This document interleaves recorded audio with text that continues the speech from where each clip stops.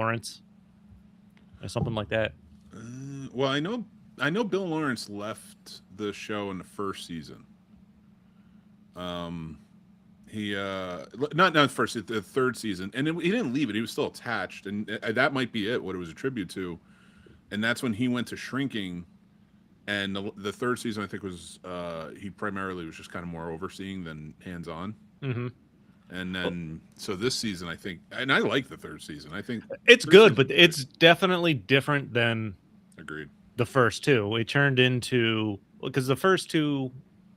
Welcome to the episode. By the way, Yeah. Welcome. we're talking Ted Lasso already. Getting pumped up for the fourth season. Hell yeah. I was just going to say because the first two seasons were more. They followed the 30-ish, 35, 40-minute sitcom type Mhm. comment, and then format, and then season 5 is almost 50-minute dramedies, kind of all the way through. Then it's still great. Don't get me wrong. It's just there you notice a slight difference. You know what it is though. I like as much as I like the first and the second, and you get to the third season. It is. You're right. 100%. I see it. I liked it though. Oh, I don't dislike it. I'm just saying. Like I liked it. I might have liked it the most. Mm. And not to take away from anything else, but like you really get the fulfillment of Jamie's character arc, Roy's character arc, Nate's character Oh arc. yeah. Like it did, that show delivers on every character, and that is a hard thing to do for writers. And I have to give it to Brett Goldstein and the rest of his writing team. That's amazing to tackle all that. And Shrinking does it too, which he's also on the writing team. Brett Goldstein is my new must-watch actor. I don't like Jennifer Lopez movies that much. Some, I think she's good. That romantic comedy that he wrote that he's in with her, Fantastic. really good. It is. It was really good. And he's got a show coming out where he's a male escort. On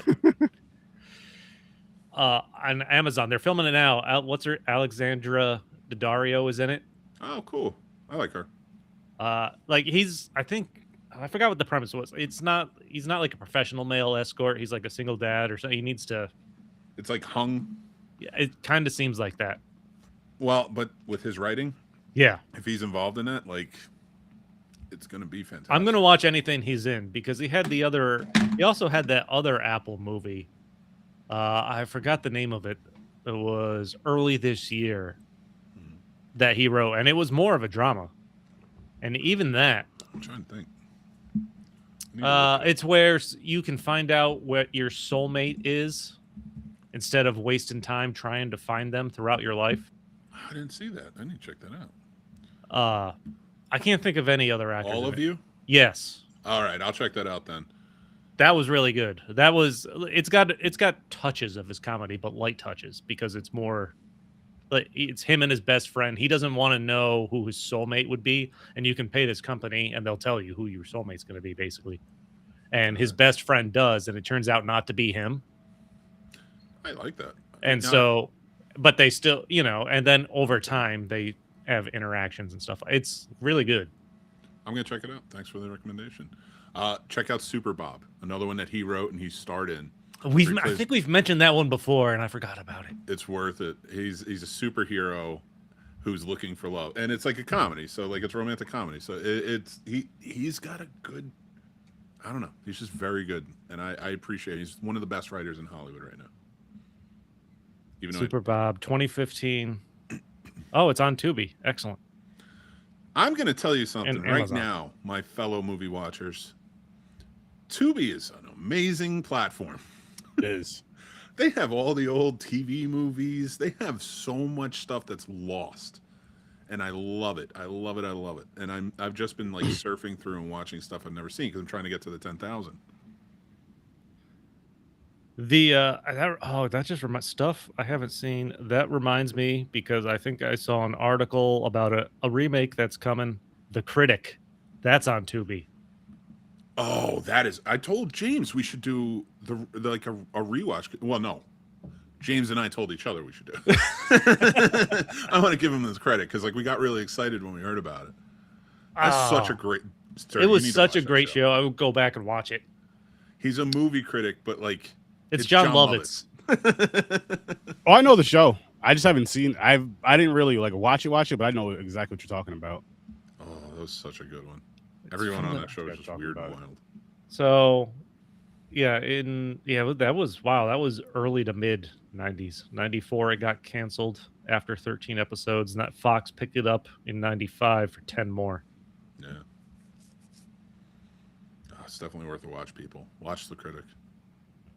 Definitely worth a John watch. You Lovitz a said? little money. Have to If check there's that out. royalties, I don't even know streaming anymore. I don't know. Yeah, but Tubi has some surprising stuff on it. I gotta say.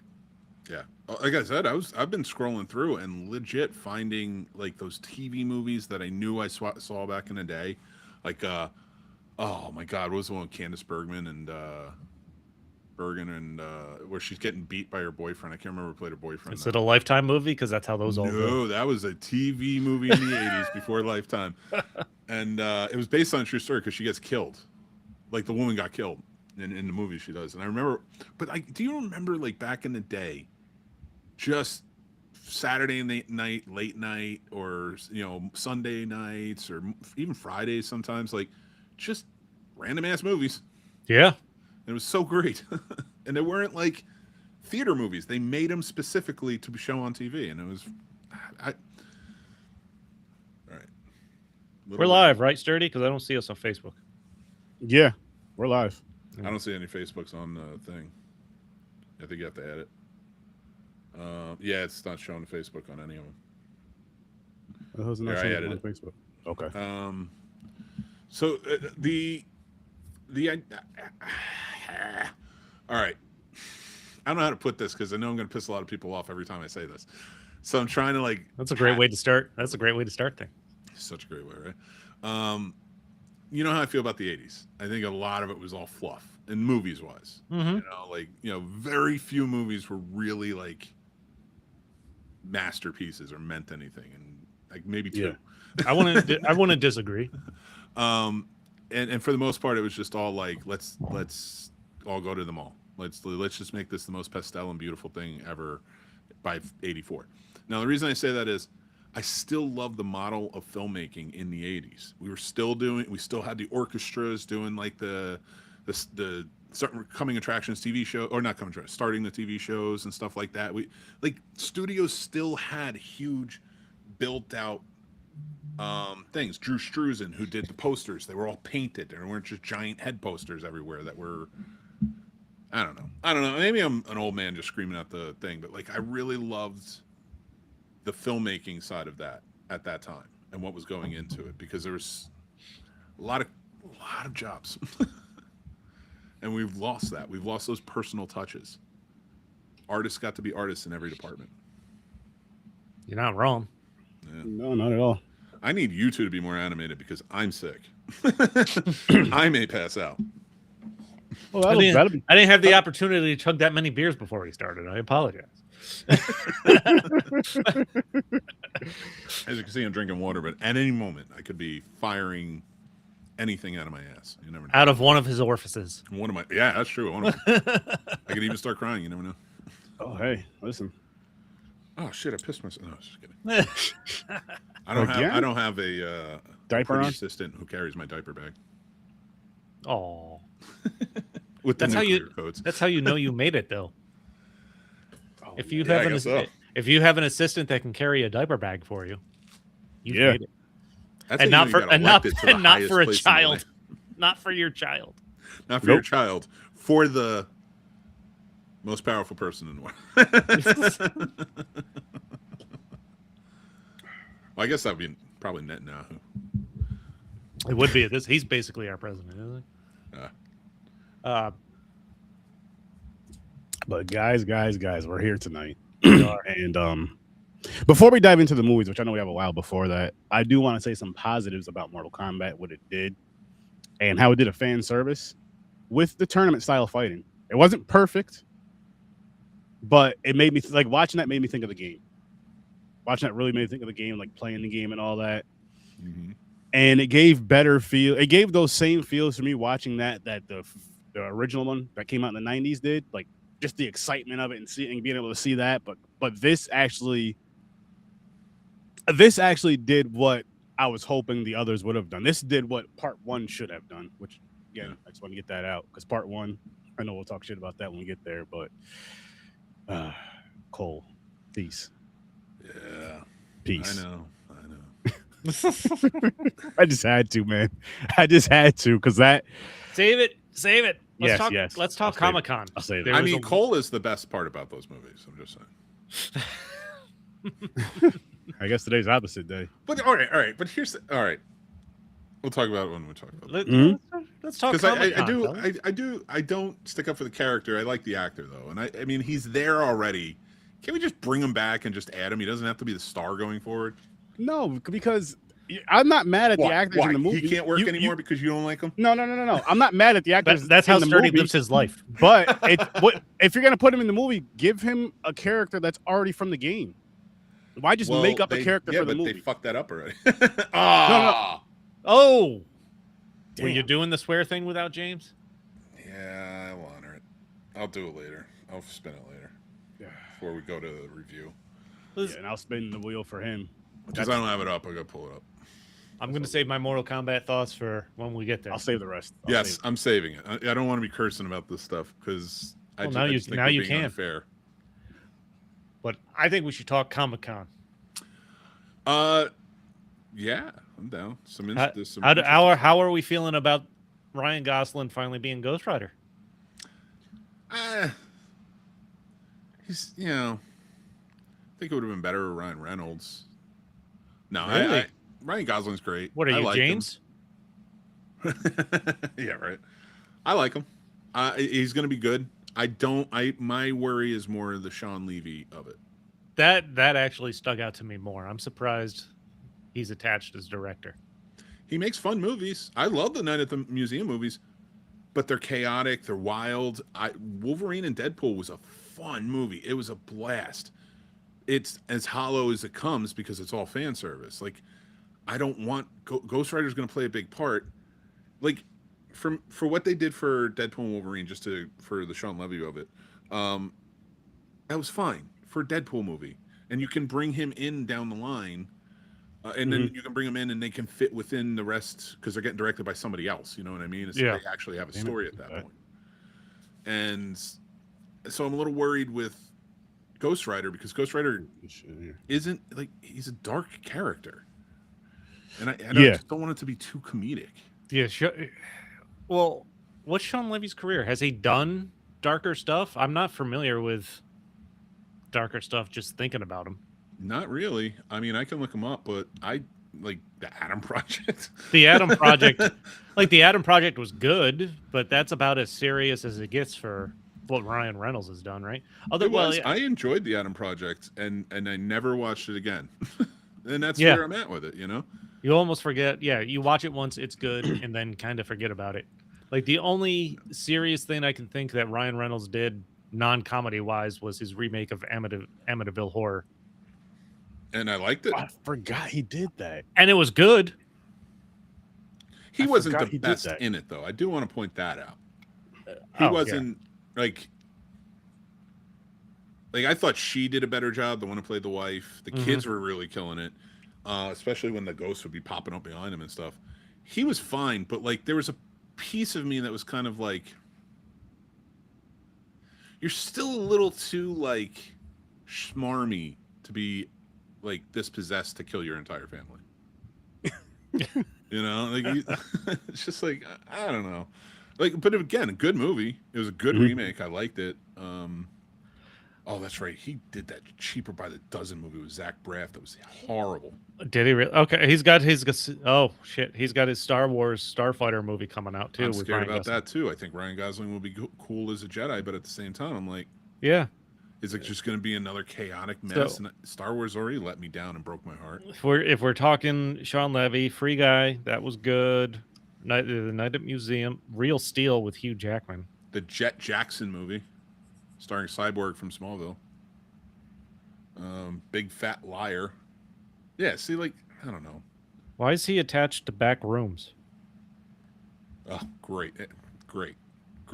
He's probably a producer. Free Guy, another one that was chaotic. It was silly. It was fun. It was fine. There's action. I'm not. Yeah, I'm essentially not seeing anything in his repertoire that gives me particular confidence with a Ghost Rider movie. Like the stuff he works on that fits within his realm, like the internship, Free Guy, Unbreakable Kimmy Schmidt, Real Steel, Date Night. Those are silly comedic movies with action to them, and all the night at the museums and stuff too. And that works. And I'm like, that's great. You can watch it with the whole family, or it's fun. It's like again with the Deadpool and Wolverine movie. It's chaos. It's fun. You get the fan service. It's interesting in that way. But it's like looking at an Andy Warhol painting. It's like this is hollow. Like, dude wasn't a real artist. You know what I mean? But we just like it. Just like this guy comes in, so like I'm a little nervous when he touches Star Wars or he touches Ghost Rider, because I know he's not a guy who read the friggin' Ghost Rider books, and he can tell me all day he did, but like I believe that 50% of this country does not know how to read, and I am on TikTok all the time and on Instagram Reels and all that crap. And the one thing I will say is the only people who are getting it right or beforehand, like so. Example of Spider-Man right now, and not a spoiler, but Metzger, the character Metzger in the movie, which is Travis Tillman's character. Like, I go in knowing who Metzger is, and I understand that most people who go to see the movies aren't. But it's after the movie comes out, you get all of these movie content creators being like, well, they're looking it up after the fact. The only people who get it right are the comic fans. Mm-hmm. And I see that with the directors too. Oh, we're such big fans. No, Sam Raimi was a fan of Spider-Man. That was legit. Most of you don't know what's going on in these. And that's sad because there are some really awesome lores that you can pull from. Sorry, I'm on my soapbox. No, you're good. No, good. And with you saying that, though, how you're saying how Sam Raimi did Spider-Man because he's a fan of Spider-Man and really took it serious, that's what I want from... Because I don't even know enough about Ghost Rider, but that's what I want from this movie, is someone that's going to, take it serious, read the comic books, and pull from that. I'm getting sick and freaking tired, and I know we have this conversation a lot when it comes to Marvel movies and video game movies, but I'm getting sick and tired of... Would it be the directors that to control this, Mick? As far as the directors, writers, whoever it is, well, that the directors are the ones with the vision for the movie. Yeah. Whoever doesn't go and get that source material, doesn't dig from that source material, the reason why people love Ghost Rider from the comic books, all that other stuff, and just completely ignore it and just use the title, use the name, use the look, but then ignore the rest of it. That's just, it's disrespectful, it's a disservice, and it shouldn't even be allowed. It should not really even be allowed, in my opinion. I know some people say, oh, you can do what you want, but I'm like, if you're going to use this character because you know you can make this much money off of it, do it the right fucking thing. Pull the source, because what you're going to do is, okay, you'll get that money you want. Here's some more money to make the next movie now. Now people want to see it. Now you have people interested in it. Now you have the comic book fans, the comic book nerds, the comic book lovers, whatever it is, for just speaking on Ghost Rider. Like, no matter who plays that character, if they have the right, someone can do the acting chops of it and do the right fucking story, it's going to be awesome. It's gonna be super fun when this Ghost Rider does come out and we have to watch the Nick Cage versions and Sturdy gets to talk about those. That's fair. But to add to that too, like with this new Spider-Man movie out, again, no spoilers, but they already showed a lot of it online. But like the opening montage are famous. In fact, that's my argument. It's not famous. They're redoing comic book covers of Spider-Man when he's fighting smaller characters, Tombstone, Ramrod, things like that. And then I go online and I hear all these movie content creators who are like, these are the famous No, they're not.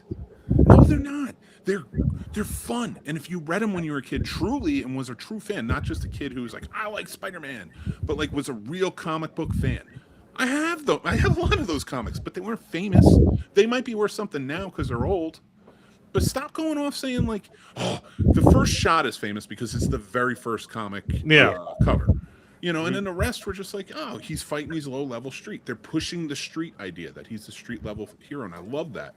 I didn't want him to fight Green Goblin, a cover of him Green Goblin. But the famous covers are the Gwen Stacy dying one, or Spider-Man 300, stuff like that. And it's like, you're just like you don't know what you're talking about. You're overselling it, and then after you watch the movie, you're just rage baiting. It's like, I don't know. It just pisses me off because then this stuff, because that's who the directors and producers and not. All right, I don't want to put down producers. I mean, I love my producers, and I don't even want to put down the directors. A lot of it's the oversight from the studio execs. They hear these big time movie content creators who are always fucking wrong, and I'll take the loss on that one. They're always wrong about the nuances and the things that go into it and stuff like that because they don't really understand what filmmaking is. They're just film fans, but whatever. What fuck you? And then they get big. Fine, I don't care that they're big, but their voices are heard, and it's not right. And then that shit gets put in movies, and I'm tired of it. Or directors get put in place because they like Deadpool and Wolverine and said that's a great cinematic achievement, and then they're bitching about the Odyssey. I need to calm down.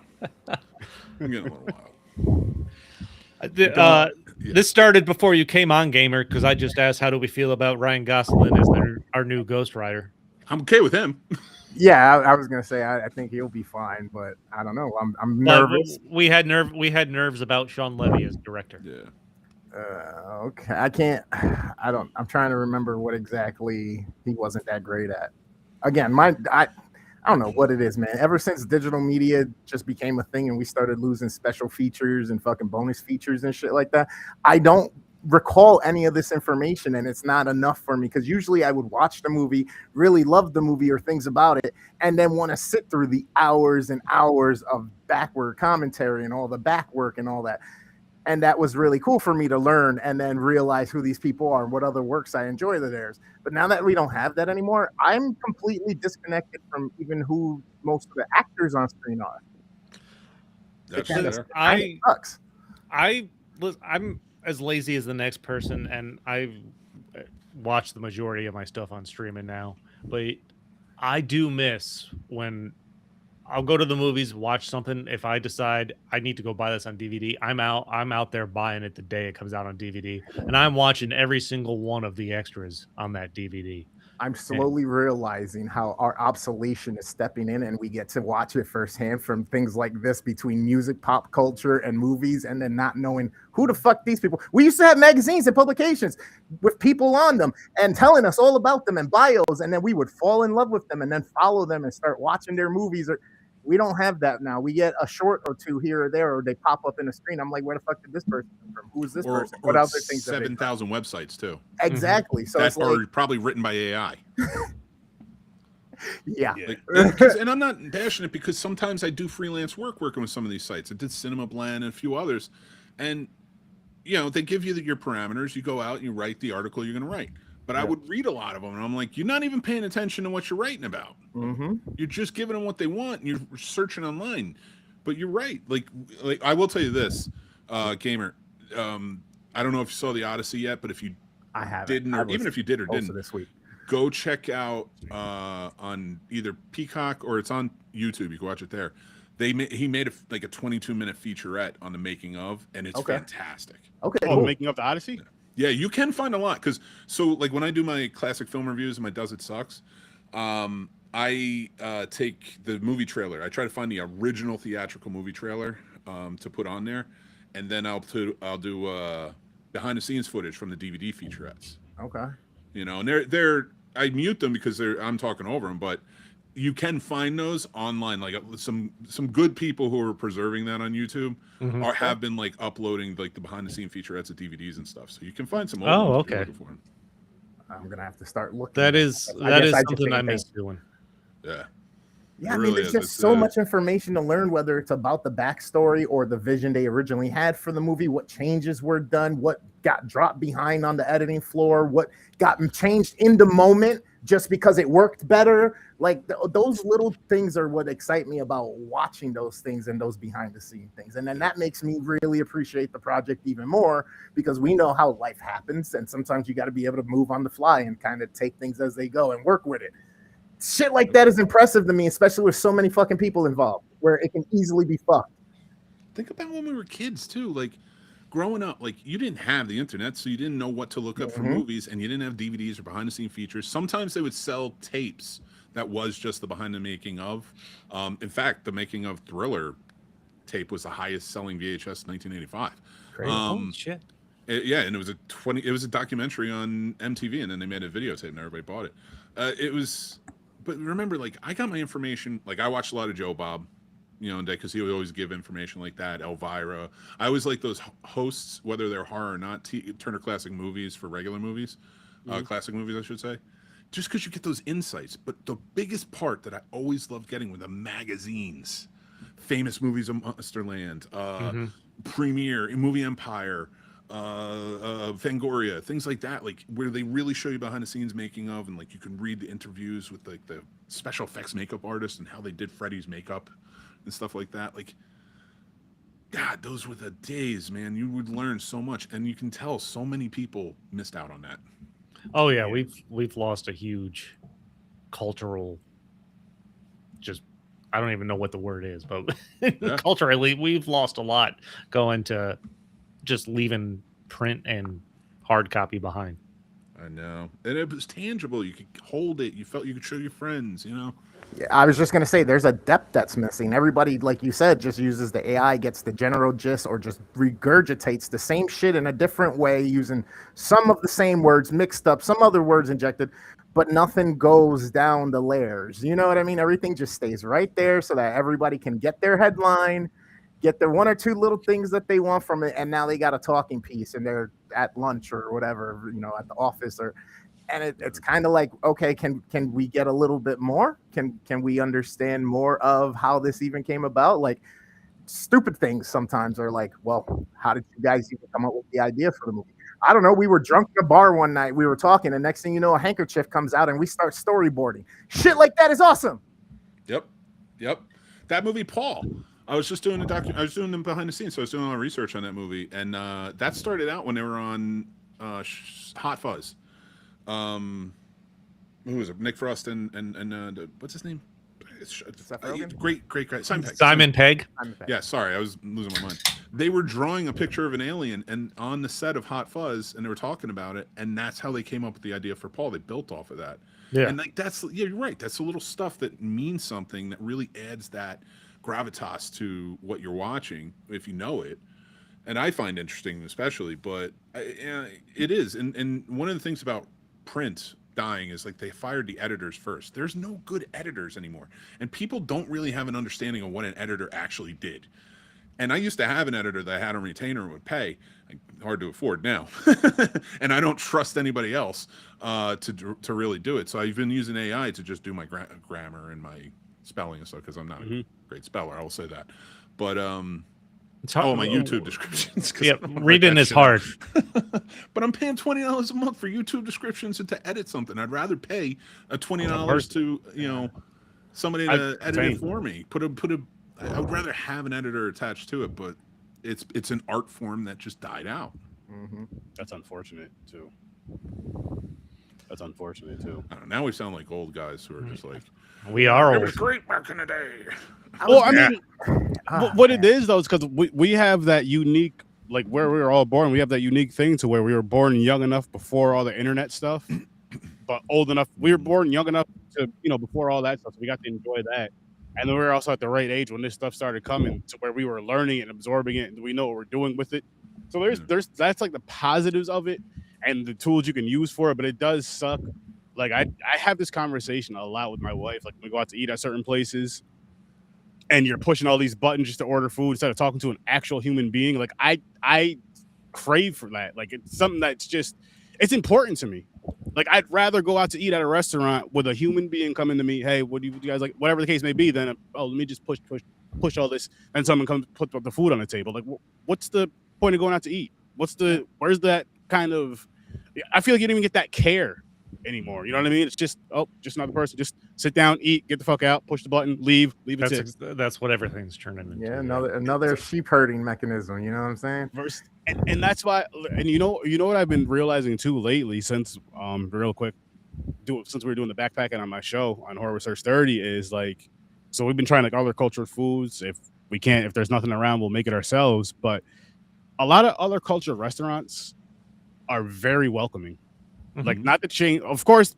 I guess you could say about any type of mom and pop type of thing, But like, you're starting to see more of those in other cultures than you are like here. You know what I mean? Like the American ones, which I'm fine with that because I love all kinds of food. And it's just like they're like so welcoming, so friendly, and they want you to come back and make you feel good and all this other stuff. Versus again going to, I won't mention like one of them chains, like an Applebee's type of deal. And it's just like I'm not saying the people there aren't nice, but it's also like, here, push this and order what you want and do. You can do it all on the app. I don't want to do it on the app. Fuck that. No, take the credit card, bring it back to the shit, pay it, come back. You know, just that. It's to some people it's small. To some people it's it's better, it's quicker. But I'm like, it's not always better. It's not always quicker, and that's why we're losing such that personal touch in society because we're so used to just put your phone over this, put your hand over that, and scan this, scan. I'm like, no, fuck that. No. Remember when like you used to get a knock at the door or doorbell? I just saw a skit about this the other day, and it would be like, wait, who could that be? And now it's like, yo, who the fuck is everybody? Shut the fuck up. Shut up. Jehovah's Witnesses. That one person upstairs or something coming out from the garage doesn't know what's going on. Loud as What's shit. that? Somebody ring the shut the fuck up. Yep.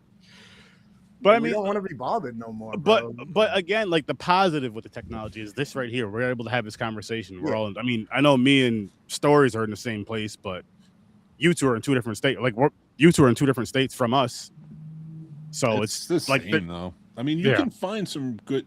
Like, I think people need to span out more, and not influencers, but like people just go out more and mom and pop it. Yeah. Just mom and pop Talk it. to That's where you're regular going to people. get that. Talk to some people. Get a normal conversation going. It doesn't have to be anything crazy. Stop overthinking.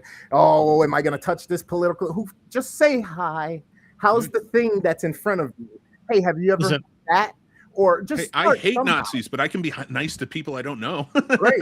Until you find out they're Nazis. Right. Well, I mean, like if I find out you're a Nazi in the middle of a conversation, I might be like, that is kind of the drag. Yeah, it's a downer. It's a big downer. But No, but he's right. Like you just say something to people, just talk to people, go out there. I will. So when Fist I go bump a down, random person. Just fist bump a random person next time you're at the mall.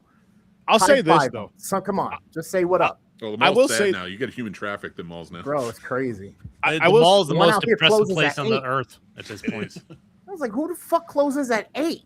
The mall's like walking down Skid Row at this point. The theaters close at 8. I'm like, what? I will Last say- show at 9 so- o'clock. Doors locked 8:30. What?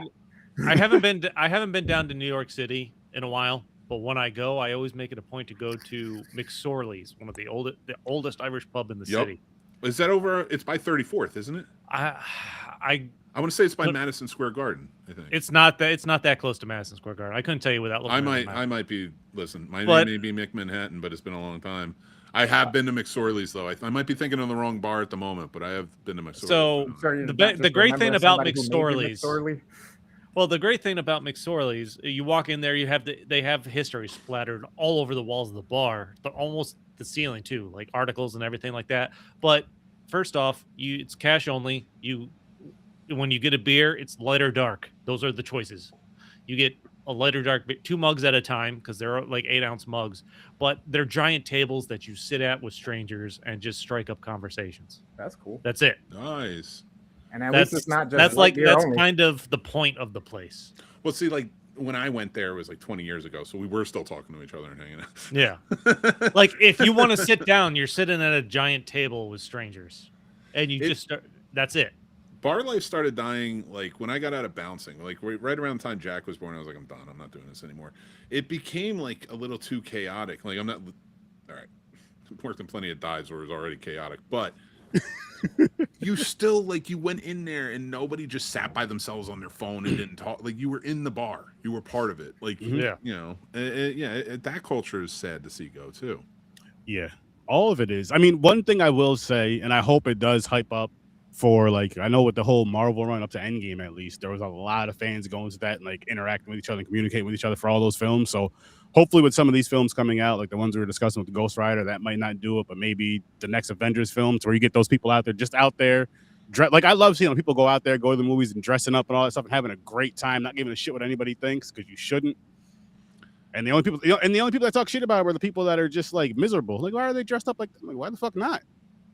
The most saddest point in movies for me, in the movie culture, I should say, was, and I can tell you the last movie where I saw this happening personally, and is when you would go outside after a movie in the movie theater and everybody would be out there talking about it.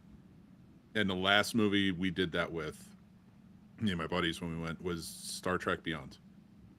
And it, came out like 10 or so years ago, and it's like I go to the movies quite a bit, and it's not like that. They don't really. They go back online and then talk in their group chats. And Listen, I will say so.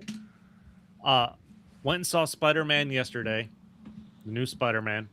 And for people watching not familiar with the Schenectady area where Sturdy and I live, I go to the cheap mall right down the hill from me, and I go to watch it. Like, for one thing, it's cheaper, but second, I don't like crowds. Honestly, I don't want to sit in a jam-packed theater because it's fucking distracting. The only argument I made recently, like I go to cheap theaters when I can. I bought a stock. I kind of actually bought the stock for AMC because it was dirt cheap, because I wanted to be an automatic Stubs member without having to pay. That's fair. And it's nice to cut lines and stuff if I want to. But to add to that point of yours, like with Spider-Man, I just went and saw that too, right? And I don't know. I'm losing my train of thought. Well, let me just say, like, I went to the 110 showing yesterday afternoon because I thought it would be fairly empty, particularly for the spot I was going at, because it's a theater that's in our area, but it's not the nicest theater around by any means. And this was the fullest movie I have seen there since I've started going there, probably. And I walked in. This is a dead mall. It is in a dead mall. Like the stores in this, like these are like palette treasures, deals that have the Z that use Z instead of S in their names. Like these are cash for gold. These are the types of stores maybe you'll find in this place. But I went there for a 110 show. I got there a little early, and because I think there was like a noon show, maybe a little earlier. And even that, there was like families coming out of there with their kids. There were people dressed up. I'm like, that environment doesn't exist. And I've been seeing photos that people have been posting of just jam-packed theaters across the country online. Spider-Man is bringing people out in a way that we haven't seen in theaters in a while, I feel like. Agreed. I'll say this just to one film that I did see there where the theater was damn near packed. Actually, I seen it with you. It was fucking Cocaine Bear. Sturdy and I went and saw Cocaine Bear. No lie. So I went and seen that Friday with the wife, and the theater was packed how it was when we went there, Chris. And then I went there, met up with him. We seen it Saturday. It was like, I don't mind a packed theater experience depending on the crowd. So like for Cocaine Bear, it is dependent on the crowd. Yeah. So for Cocaine Bear, those parts where people are like, when people are laughing for a movie like that or certain things or whatever, perfectly fine. But then for a movie like Spider-Man, I don't want that type of crowd. Not that I don't want that type of crowd there. Not that we want Spider-Man fans there, but I don't want the people that are gonna be there talking through it. Yeah. Had to deal with that bullshit I forgot what movie me and the wife went to go see about a month ago. And this old couple was like, they brought their grandkids, so they just kept asking questions throughout the whole movie. I wanted to be like, "Oh, shut the fuck up!" But I didn't say anything. I just like, I don't want to be mean. But I'm just like, my favorite movie. When people are laughing though, or clapping, or like cheering. That's perfectly great. fine. No, but I'm just saying, having like aside to that, like I do love when people are really into it. Yeah. And, like, when I hate when people are like, I don't understand when people clap at the end. It's art. When I hear a genuine baseball game, you can clap for art. Yeah, you know. When I hear a genuine reaction to something that happens on the screen, like cheers or claps, like and you feel like the room is into it. That's awesome. To be in that kind of environment. When you're there, it makes you feel that energy. Yeah, people are just fucking talking or yelling random shit or doing other stuff that's distracting. I'm like, this fucking sucks. I hate it. I can't stand it, and it's annoying because I'm like, even if you want to at least talk quieter, you know what I mean? It's like damn near whisper to each other. Say something kind of so the whole theater doesn't have to fucking hear you talking. I can't listen. stand babies. Don't bring your babies. I'm pro-choice. Yeah, leave them at home. I will remember this movie experience on my deathbed, and I'm sure I've said it here before. But when I went to go Still putting see, your babies on pro-choice. Yeah. Not your choice, but I'm pro-choice. I'm pro-choice. I'll Yeah. choose for you. Yep. I was trying to soldier on. I don't know. I was trying to soldier on from that. My Oh, favorite oh, movie my- experience oh, of sorry. all time. Going to see the Two Towers, and this is burned into my brain 2 hours into the movie of watching Frodo and Sam try to get into a tower to destroy a ring.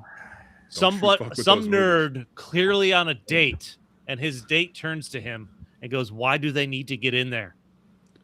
That's when you move 3 seats down and say, "Go Was away." he just getting a hand job the whole time? Did he not? I'm see like, any of it? I could feel the front of my brain hit my skull. I'm like, I can't focus on this movie anymore. Yeah, I don't blame you. My point earlier was there's few and far between movies that I would say go see on like big screens. Like The Odyssey was one for me because of what went into the filmmaking of that. And I'm not even saying you have to see it on IMAX. I didn't see it on IMAX. I saw it. I'm gonna go to a I saw it bigger on the when big D. I'm gonna go. I'm gonna go see that next week in a nicer theater with a bigger screen. Yeah, like Spider-Man. I'd go to a $5 theater. I don't care. It's Yeah. fun. Like, and honestly, you're gonna get a kind of a more fun crowd there, unless they rob you. Been to those too. Well, Have not done that one. I'm going. I only that- figured- That's when you go Dirty- in the city. Well, Sturdy stole my lawnmower, so listen, That's when You your didn't shifts are need it. switching. The night crew hasn't gone home yet. They're still out waiting for their last victims. My- the night crew. I know, Chris. I know you've been there, a gamer. Yeah. You ever see and the only way I use this movie to describe it every time, but you remember The Last Dragon when they're in the movie theater? Yes. I know you've been in that type of movie theater before. Oh yeah. Right on Myrtle Avenue. Oh, those, yeah, and they're still fun. People are lively. They're having a good time. Like, I wish we could get back to that. And I hope that I blame movies. What movies have been truly exciting consistently, constantly? Marvel's been fun, but they get dull after time. This Spider-Man movie is a higher tier for me.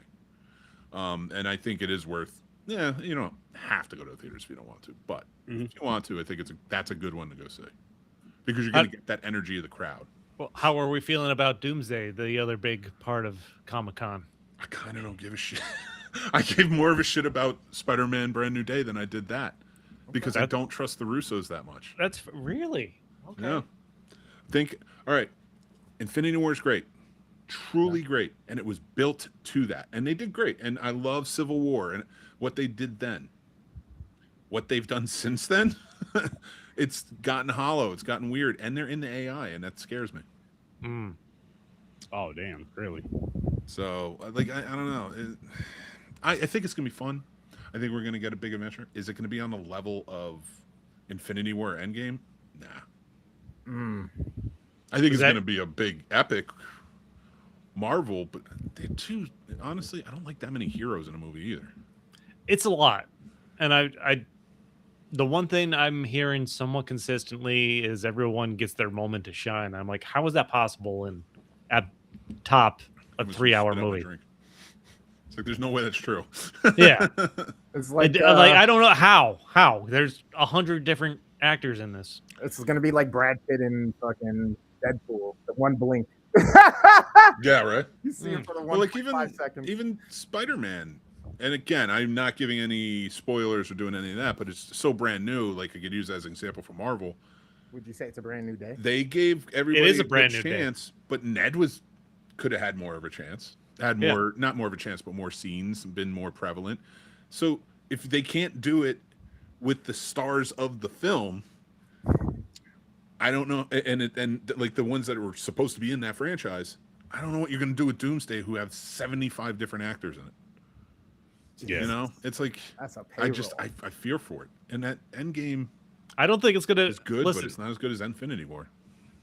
I'll enjoy. I'm sure I'll enjoy Doomsday. I'm sure it'll be great, fun to watch. But I don't think there's any way this can live up to the expectation that's out there. Well, also, they've been fucking up the MCU for years now. Well, the biggest thing I see is now, because we've got like 14 minutes before we really jump over to actual movie reviews. But Are we doing the trailer still? no, we could do that. But let me throw this out Yeah. there because the biggest criticism I'm seeing is there was no build up to Doctor Doom like there was to Thanos. And while I think that's necessarily true, when you look back at it, there wasn't a lot of build up to Thanos. It was a couple. It was like 2 post-credit scenes.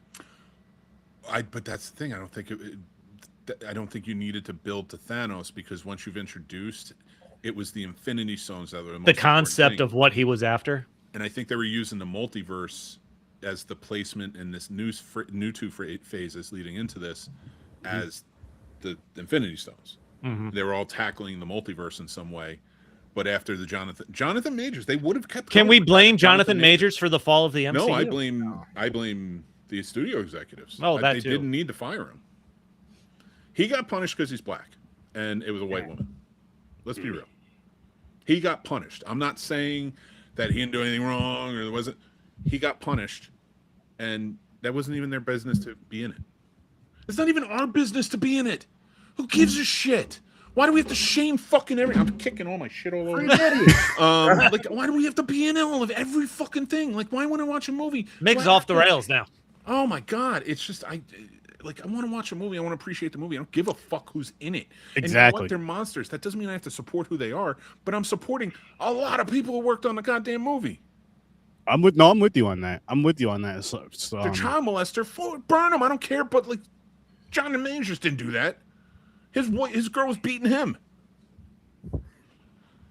You know, I don't know. It's so stupid. Now he's got to work with Zachary Levi, and we have fucking Robert Downey Jr. Sorry, I'm on. Like, I don't know. It's tiresome because it ruins good stories. That's what I want. I don't think there's by no means no question there was a shift from an emergency shift from Kane to Doom. Yeah, but. And like Mick said, that could be detrimental because now they got to try to loop together all the bullshit they've been putting out and try to make it good. Well, they're gonna fucking re-release Endgame with scenes that tie to Doomsday. I think my big problem with this is I don't mind Robert Downey Jr. if this was the actual plan from the beginning and they were building towards that. But instead of trying to fix it and wedge it in so that way it will work, my biggest issue is Doctor Doom is one of the greatest fucking villains in Marvel history with amazing stories. You could take any one of his stories and it's going to be amazing to tell on screen. Not the stupid Fantastic Four one with the Trask one, but you know, the rest of them. like all the comics that they have, all these stories and everything, you can build out such great things. And you shoehorned them. You just picked them because you lost Kang. You couldn't even recast, which Wonder Man got canceled. Blade, they're recasting. The Wonder Man thing, Man thing blows my mind because it got renewed. Like that was the best show they've had in years, and it got renewed for season 2, and then out of nowhere, nah, fuck it, we're canceling it. Because he's black. What? There's a black star, and I'm not trying to make it about race, but you got to look at Marvel and be like, okay, they didn't market Ironheart, they didn't market Wakanda Forever. That like. Barely, like you got a couple of weeks of it, like and like there was nothing. They don't put with like I've been listening to Doomsday for 2-3 years now. I didn't even know when Ironheart was coming out because it barely played any commercials. Same with Wonder Man, but I was searching it out because I like the actors and I like the character. Those did nowhere near the kind of promotion that you would have expected from any big Marvel project. Hollywood is super racist, if anybody didn't know. That I do know. That I can tell you. That makes me curious to see what they'll do with Black Panther 3 now, since they had Coogler come out and they announced the new Black Panther. Yeah. David Johnson, which I didn't pick him to be Black Panther. I didn't think they could get him. He's too good of an actor. Where's he from? You'll see him next week for The Long Walk. Oh, he was. And he was. Wait, we're doing The Long Walk again? Yeah, for this. We did that in Horror Research 30 because we're doing Stephen King movies over here. Oh, gotcha. I thought the Long Walk I thought we were doing the Odyssey next week, and Long Walk was in 2 weeks. Oh, did we switch them? Okay. Yeah, we switched them. So I didn't know if we pushed them back or switched them. Yeah, we just swapped those two after we moved. Yeah. All right. Yeah. So it'll be interesting. But it'll be interesting to see how they handle that then compared to. I was watching Double Toasted the other day, and they were commenting on the fact that he was getting in a car with a white girl, and they were like, "He's not Jonathan Majoring, is he?" Oh man! Oh man! We don't want him to get kicked out. No, we don't.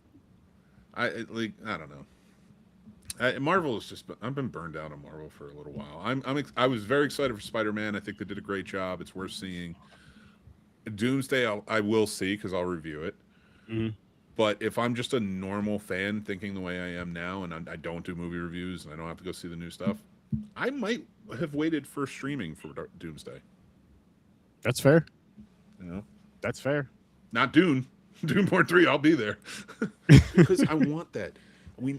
Ryan Gosling put it right when he said, he was like, "It's our job to get you to come to the theaters, not your job to support the theaters." Mm-hmm. And he's right. Yeah.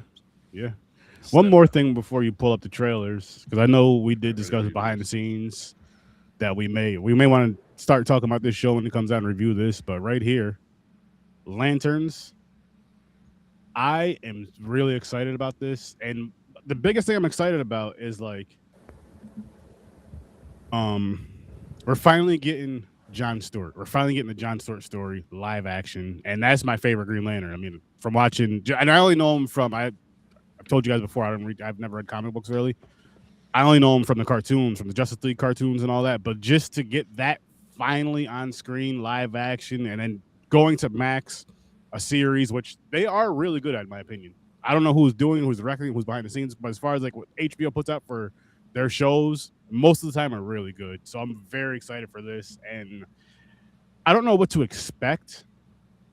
I don't know what to expect really, but it's just something. I'm just hoping that it's something that they really. The latest trailer has looked really good. So I agree.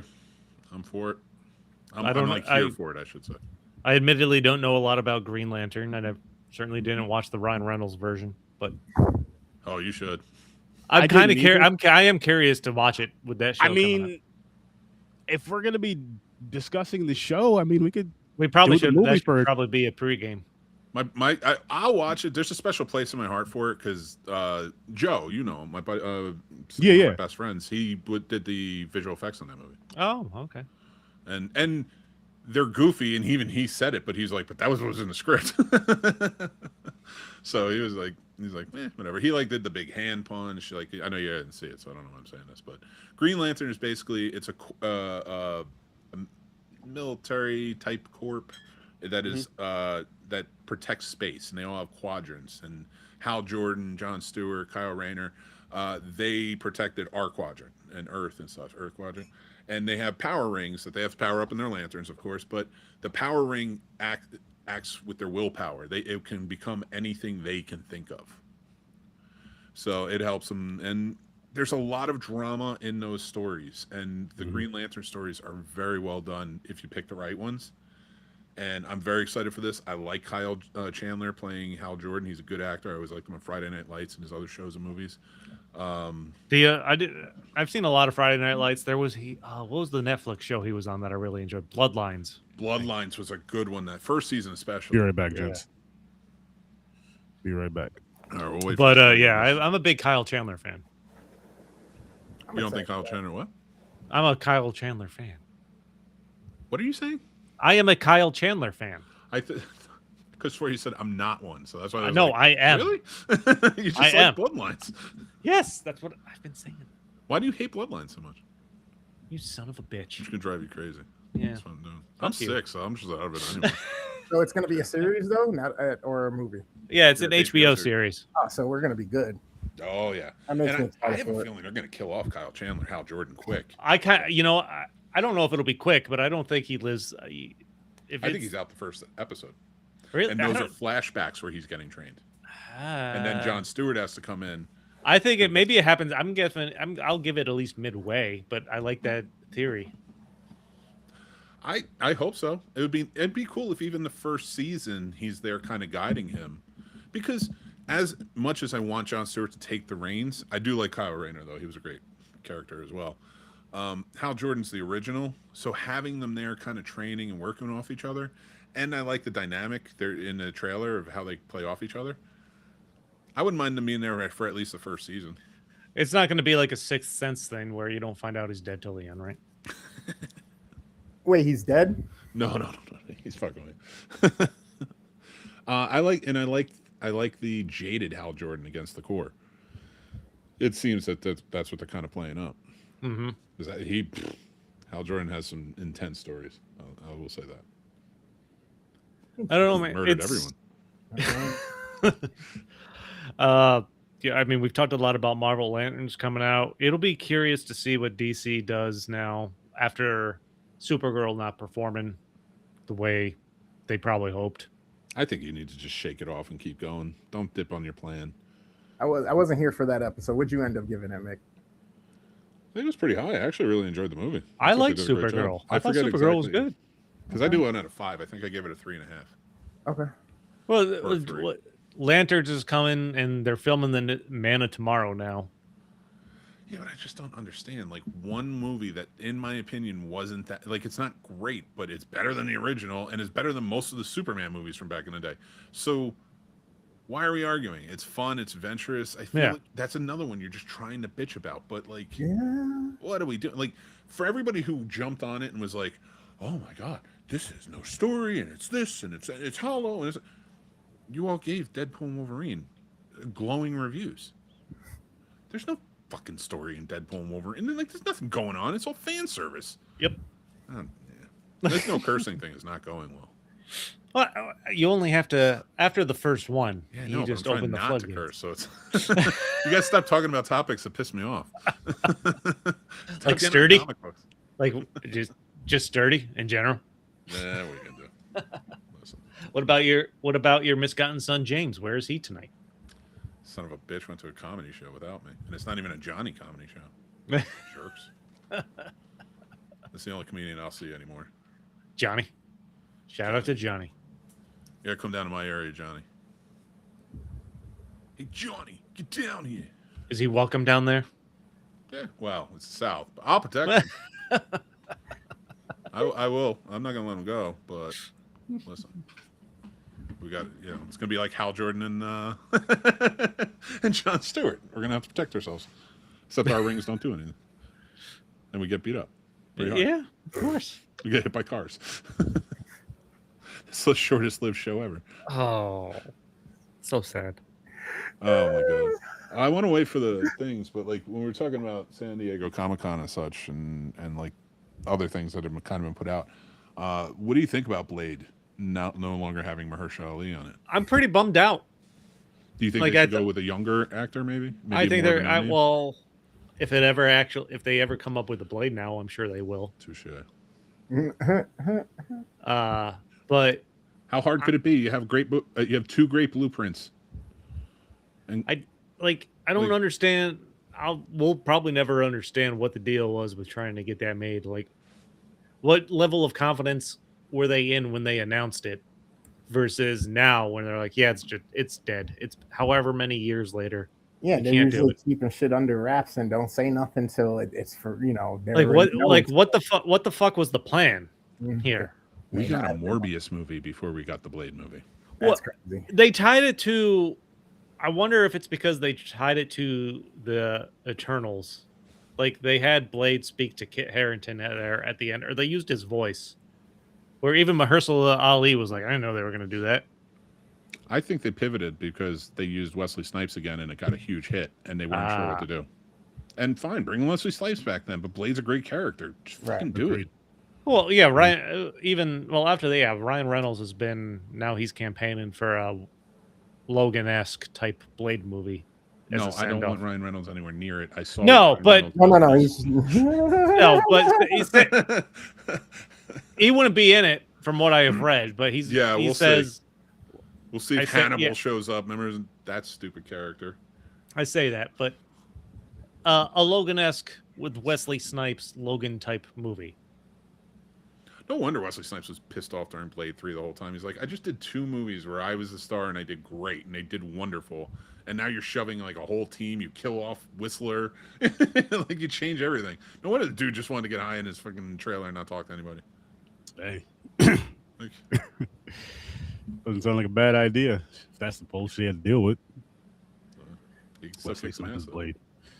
That is crazy though that they just dropped this movie with Blade. I'm still I'll be mad right that what was it, Batwoman? Didn't they like have that movie finished and just decide not to release Going it? away. That woman, I'm gonna show trailers. I was waiting When for he the- comes back. When he They comes better. back, we will. I have the trailer all up. And it's a trailer. It's Chris's character is in the gamer's character is in this trailer. Oh, it's actually a video game movie. So Nice. every time I see Blanca, I think of you. Blanca? Yeah, not as a monster though. I don't like looking at him like a monster, but like the long hair. I was like, you could have played a Blanca in like well, not anymore, but you did have like really long hair, flowing hair, Palomalu hair, and so they like should when have I got see me from Moana, not fucking rocking a bodysuit. in a wig, yeah, you should, Yeah. 100%. First of all, the one that played her father in the movie, in the live action movie, should have played. No, he looked more like him. No, like Blanca from Street Fighter. Like, Yeah. I don't know what it is, but when you had that long flowing hair, I was like, you could have played him in the movie. That was what it was. Not that you look like him, but like, remember how you guys used to do those videos, those video game videos? Yeah. I was like, if you did one, you could probably done that. Probably. So that's That where would've the been- thinking came in. It wasn't like that would have been pretty dope. That would have been pretty dope. Then to do the edits with the lightning going around him, if he's kind I of gotta crouched down figure like a out- ball. I got to figure out like 2 or 3 things because I want to get to something like I can't really do it. oh, you're breaking up a little bit. Breaking up, gamer. I said I want to be one of those weirdos that dresses up and is able to just disappear in the crowd of other weirdos. Go to the movie theater dressed as that. Maybe one day. That'd be cool. Yeah. Or not be even dope. a movie theater. Like if you go to a con or something. I was you ever hear what is it, Pirates Cove or Pirates? It's almost like fucking medieval times, but with pirates and mermaids and shit. No. Yeah, it's in shit. There's one in South Carolina. I think there's one up by you. There's one in Tennessee. I'm looking. Yeah. But yeah, That's it's basically you sit there, they give you the meal and everything. It's just like medieval times. You get the meal, you get to watch the show, and there's pirates fighting, there's ships, there's mermaids, there's all these acrobatic things in the air and everything going on. So I'm like, all right, that's kind of cool. So I was like, yeah, if I ever go to that, I'm dressing up for sure. I'm definitely gonna be a pirate. Yeah. You gotta dress like a pirate. If you get the chance, always. I have. Is it Pirates Cove or is it? I used to have a buddy way back in the day when I worked in the theater, like a long time ago. He had a pirate party at his house. So his parents had this huge like mansion, and he would invite everybody over, but you had to dress as a pirate. And like he got like a pirate ship built I like out it. in the front where you walk in, and like it was pretty epic, and like it was always a great party. And I was coming off work one day and I didn't have a costume, so I bought like a little handheld radio and a pirate flag, and I went on pirate radio. Nice. He will not let you in. Well, he didn't let you in if you did not have a costume on. Nice.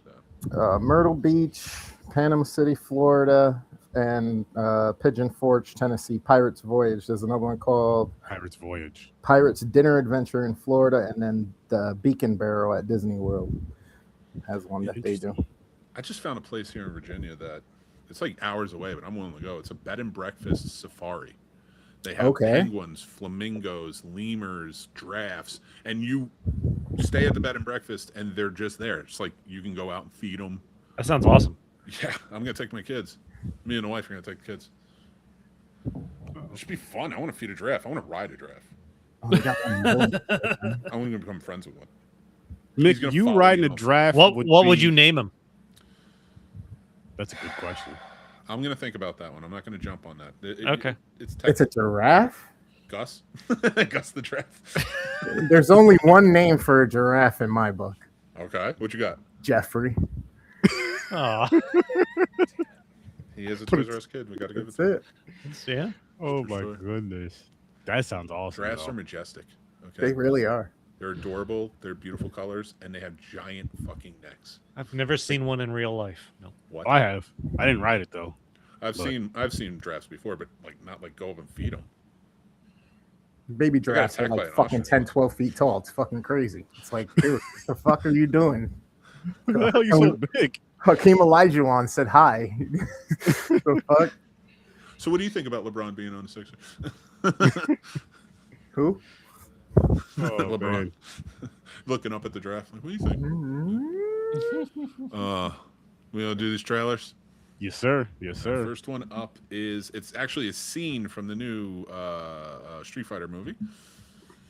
Yeah. Who is this? Blanca Blanca electrocuted? versus Riot. I haven't seen it, so this is new to me. Are you This is gonna switching? suck. Go. Here we I go. got The such movie? low expectations for this shit. I'm only gonna go see it because 50 cents in it. Fair. I'm gonna watch it, but I'm not expecting to either. Ryu, I know what you're capable of. Version of Raul Julia. Show me.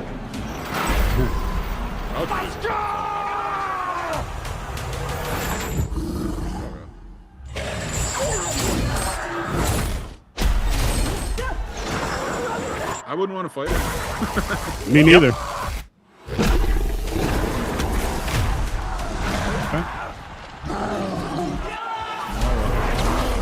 Maybe that's why you remind me.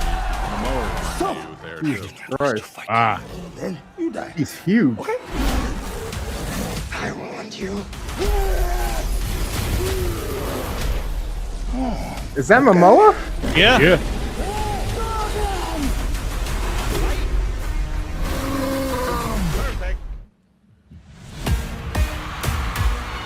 I got good news, y'all. Gathered here are the world's best fighters. And that. Masters. I'm a straight fighter. Galitzine. But only one of Guile. which will be crowned Candy. the world's Rhodes? champion. Yeah, Cody Rhodes. I don't know what Andrew Schultz is in. Is he a fighter in this movie? I think he's warrior like, anymore, you're a one of the sideshow. promoters. I don't know if he does any fighting. I'm Ken Masters. This is your shot at redemption. Were you gonna show? The path I'm on now is not one of combat. Really? Maybe it's Ken's turn to be champion.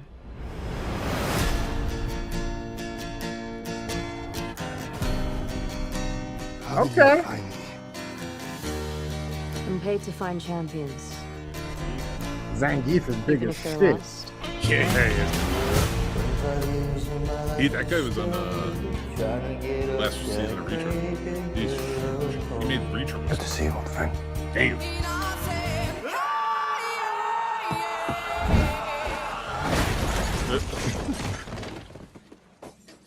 Still reckless.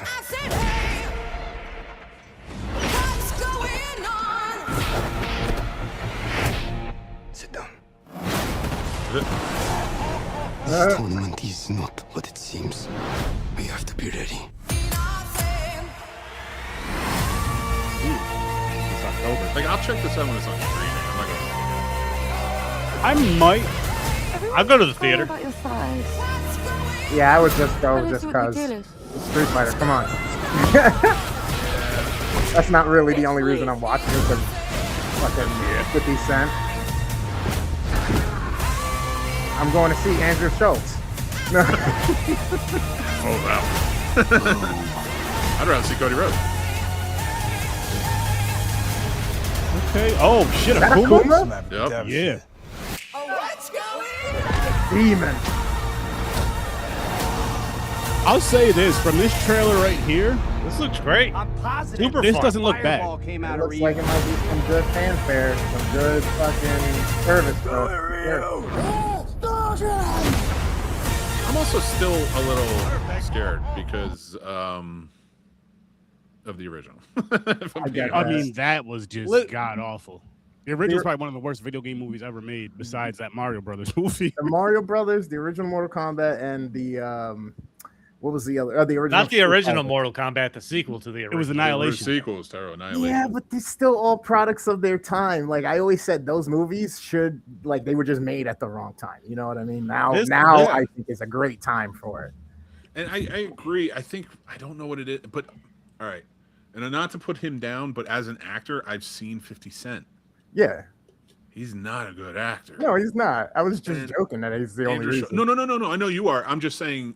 But like, if the director put him in the movie and you have clear black actors who can play it, who are very good, Yeah. why didn't they say yes? Was he your first choice?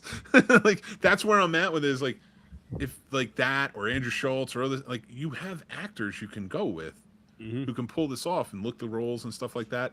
Hiring guys who show up in movies are not very good. I It feel scares it. me. Listen, Although I I'm not do gonna like lie, what's his name, David Dash Mutant as. I'll say this really quick with the 50 thing that I'm not mad at is I believe he was a Golden Gloves boxer, so at least he has that playing Balrog versus. I have no doubt. I'm not taking away from not getting a better actor. I'm just saying versus like throwing somebody in there that has no type of boxing training, because that's a lot to work up to train. At least you have that down, and then. But I do agree, like for certain movies, I do wish that you'd pick I wish you'd pick people that could really act their asses off for these roles, even if it's a video game movie, because it's going to do that much more. It's going to do that much better. I feel like they had to throw in a couple names.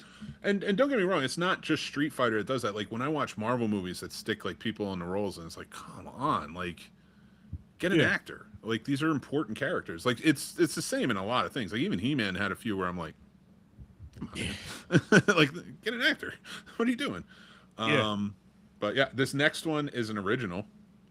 I don't know much about it, but it looks awesome. It's called The Children of Blood and Bone. Ooh. It's a fantasy. And then you put Sturdy on screen. That's great. Well, I mean, listen. He's got those eyes. I'm going to tell you.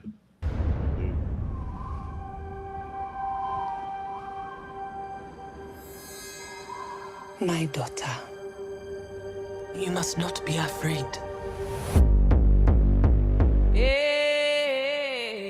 Orisha was once a land where magic flowed through our people. You were born with a gift greater than you know. But those who feared our power took it away from us.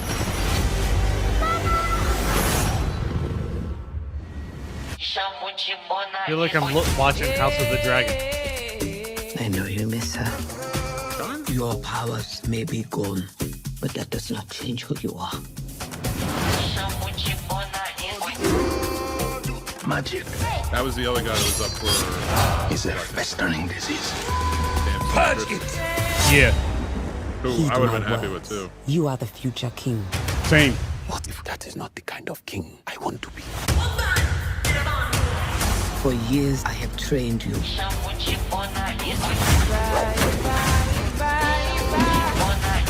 Because I believe you are the one. You can bring magic back. Hold up, wait. Look around, everybody on mute. Hold up, wait. Look around, it's me and my crew. Big energy. Big energy. All this good energy got you all in your feelings. Big energy. Big energy. Big energy. Hold up. They're looking to you to lead them. All this good energy got you all in your feelings. Big energy. She has the ability to annihilate us all. Big energy. You have unraveled me. So I'm getting like a Romeo and Juliet, like mystical. Big energy. Mysticism. No mercy! You must strike! All these years, we believed the gods abandoned us. Oh, my child. They were waiting for you. The Black Last Airbender, yo.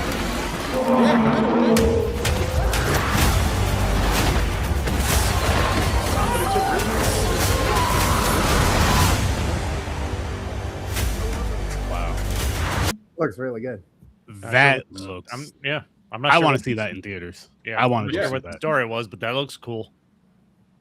Let me get the next one. Next one is special for Sturdy because we know how much he loves The Rock. The new Jumanji one. Jumanji 4 Open World. I've wanna never get- said that. You know what I want to go see is the house at the end of Oak Street or whatever it is. Did we not do that one? I thought we did that one already. Maybe we did. But Oh my god. I mean, I'll tell you what though, I have enjoyed the Jumanji. Like the night of They're fun. Grandpa, you okay? Look over my left shoulder.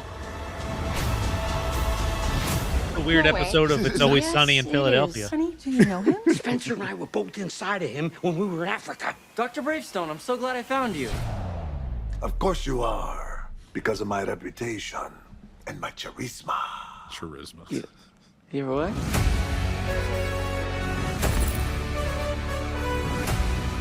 We have a problem. They're video game characters, but they're stuck in demo mode. Gravestone is Spanish, I think. What the fuck?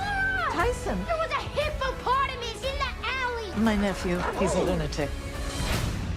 I'm beginning to suspect we're not in Jumanji.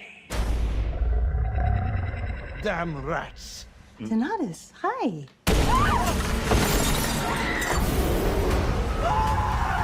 Let's go.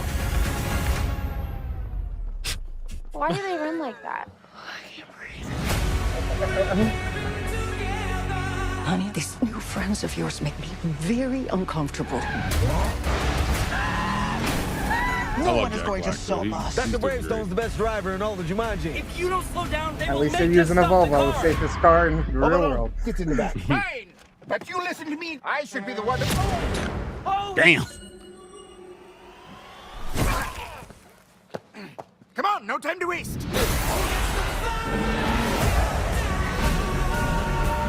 Jumanji movies are there now. Did I break the world? No, maybe.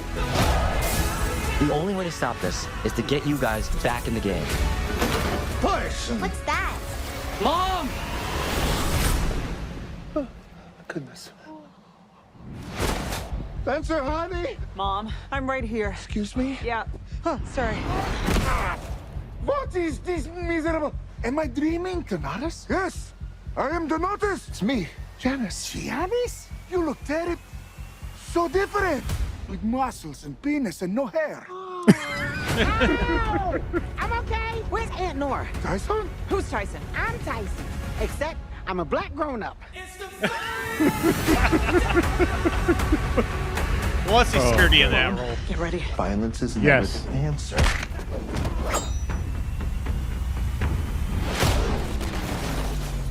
Wow! You get one! And you get one! You should be ashamed of yourself! No, it's okay. Come here. That's it. That's my That's when I boy. hope Sturdy makes Yep. I assume that's every time Sturdy goes down south, him and me. I will say, okay, I will say this. One, I want to ask Gamer what you think about something, but before that, I just want to say, I've always had fun with these movies, though. I will say that. Yeah. So, like, I I am haven't kind of looking watched forward to any see of what them. this comes about. But Gamer, now having seen Jumanji with Robin Williams and then cross over into video games, what do you think? Have you seen the Jumanjis yet? Guys, how many of these are there? Is this the second or This third is the one? fourth one. Oh, shit. So I'm missing at least two. Yeah, No, I so- think I saw the second one. I just don't remember it. Yeah, the last two have been video game, and this one, Yeah. of course, too. So, I think they're doing it better than Free Guy did it. Well, I mean, they need to hurry up because, no digital media. So your license will run out. They delete the game. You're stuck in the game in Jumanji. Oh, Shit, true. I'd rather go back to the board game. Exactly. All me right. again, This one guys. is the Stupid. Thomas Yeah, Crown it's Affair. a It's a remake. I say when this comes out, we watch the two original because they're both fantastic as well. And Thomas I Crown love Affair the was choice awesome. of the star of this. That had 007, right? Brosnan. Yeah. Yeah, Pierce Brosnan in the 90s and Steve McQueen in the 60s. That's I've been right. taking risks my entire life. But last Plays night, a thrill seeker it was who different. is an artist. I felt Gets alive. chased down agent, and they fall in love and have an affair. My heart was racing. Every step was part of a plan. Things slowed Michael down. Jordan's becoming one of those actors. Like, if I know he's in a movie, I want to see it. It Like was a silent. Denzel. He has a real I talent. was surprised I remember him from like The Wire. how easy it was. But I'm not finished yet. That's what excites me. I don't know. There's something about this voiceover that annoys me. Ferrari F40 challenge. Move, everyone, move! I just had to come over and introduce myself. Thomas Crown. I know exactly who you are. She's the agent. And shit.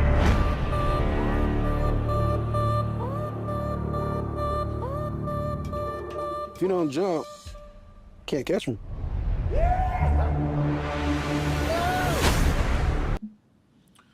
I did want to say this. If you are Kevin Hart fans, that new movie, 72 Hours, that came out, it's funny as hell. Is it?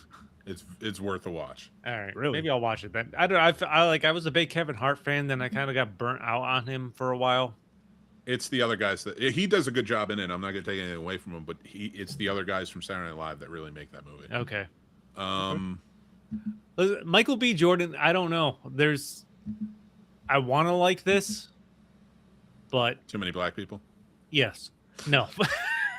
I don't know, man. I'm not gonna lie. I honestly, I think he's a little overrated. I think he's a good actor, but I don't get the appeal that he's getting. Shit. I want to sleep with him. I don't know what you're talking about. Like, and that's not even his acting quality. Now because you said that, I want to wash my face off with watching Sinners. I haven't seen Sinners. You have to watch Sinners. Don't talk then. Once you watch no, seriously, I feel like once you watch Sinners, kidding, by the way. And you see how well he did in the roles he did in that film, that's gonna change your mind. Okay. Watch Without Remorse too, where he plays in the Tom Clancy world. He did a great job in that. Okay. How can you watch Friday Night Lights and not love Michael B. Jordan? How can you watch The Wire and not love Michael B. Jordan? I haven't watched The Wire. Oh. Well, let's watch the Matchbox Trailers, our last one. At this point, I'm gonna make it a point not to watch The Wire just to piss people off. The Matchbox movie? Is this animated? Is this real? What the fuck? Barbie really started something since we here. played Matchbox Jessica cars together. Biel? Hey, Amy. Hey, Sean. What the hell have you been up to? This is the most loosely based concept I've ever seen. How is Can I just say still that this standing? came out before the last Fast and the Furious? It's a bit of a longer story. You look This was big. a concept written, made, and came out before the last. You're rekindling old friendships. Cheers. So where's home? You know, Yeah, but these people can read. Vin Diesel can't. Playboy. I feel True. You have AI now, no? No shot. Hey, I would Everybody tell listen. him We're all gonna wake up someplace different. What? There's some funny actors. I like John Cena too. Is everybody okay? Are we on a plane? Where's the nuclear warhead, Walker? Or start tossing your friends out. What? So wait, Sean's a spy? Let's jump to conclusions, okay?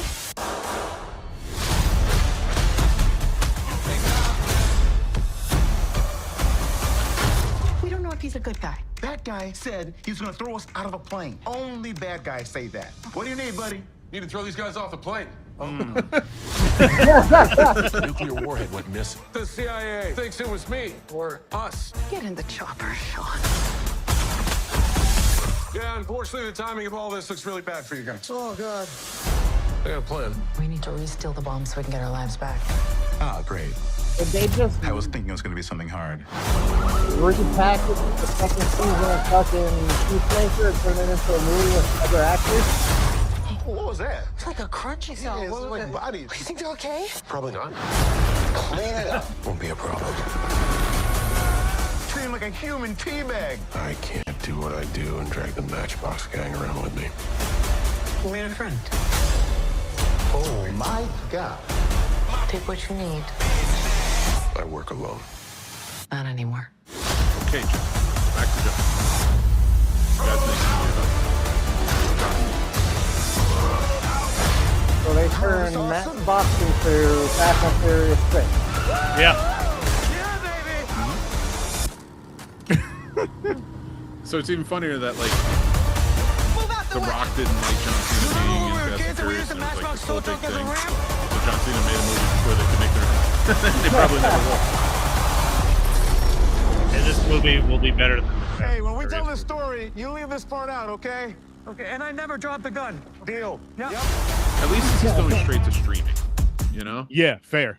It's not As in a it movie should. theater. It's not like this big deal. Like What service is that? like that's a one movie I on? didn't want to go see in a movie theater.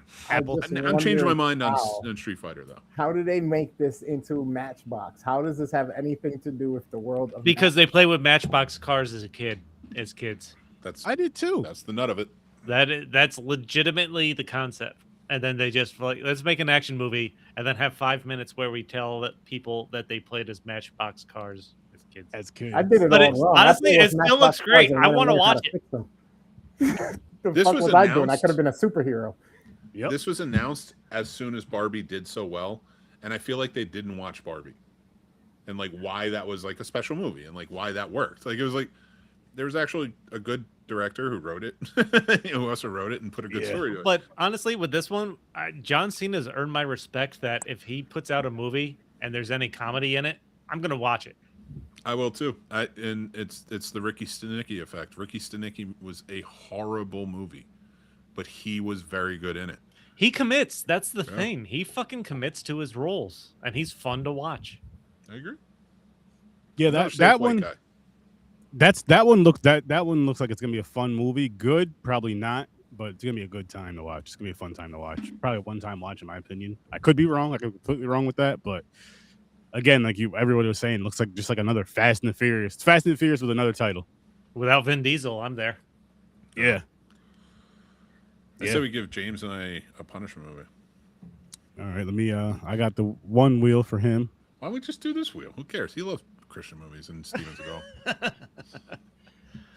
That should just be the general punishment movie. See, he agrees. I say we combine the wheels. Is there? Let's combine them. Then I would combine them. Let's combine them. Do you have a list that you can send me? I'll add it to it right now with the Christian ones. I have. Yeah, I'll send it to you right now, actually, because I have the wheel pulled up. You know, you can like have the names right on the side. Chris just heard that and he was like, "I'm never going to miss an episode again." I'm like, let's see how this goes. Can't hear a lot of what you're saying. Your mic is cutting out again. Sorry, it wasn't my beard. There you go. I said, is there a Steven Seagal movie that deals with the Vatican or some type of Christian situation? There's got to be. Oh, that's probably true. Holy Probably crap. Buddha or something. I need to look that up. Steven Seagal Vatican. Vatican movie. If there is one, there's got to be. I'm adding it. Hopefully after he became Russian. The Vatican? No, that was by Ridley Scott, so no. I doubt he put Steven Seagal in a movie. He doesn't have to Aikido some type of demon out of somebody one or twice. You know what I'm saying? Just flip them. Better say be gone. Let's go. We'll get them combined for next episode. Sounds good. Two wheels. I could send you the list. That works too. Yeah, when you get a chance, and we'll combine them once so we could just spin one of them tonight, or you can spin the one tonight. We'll combine it for next week. I have to get a Christian movie. So. Yeah, that's true.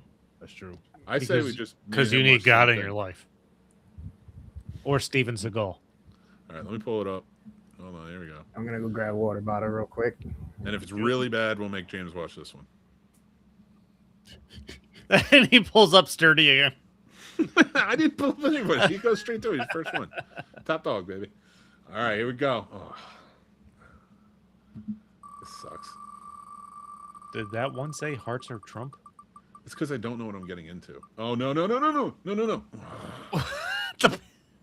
did say and that's hearts. the Steven Seagal one. Oh. Can we continue the trend of watching the punishment movie trailers? Because that's fun and funny. We got to see what everybody's getting into. So you want me to spin this one for James? Do you want to spin it or you want to give him the Patriot?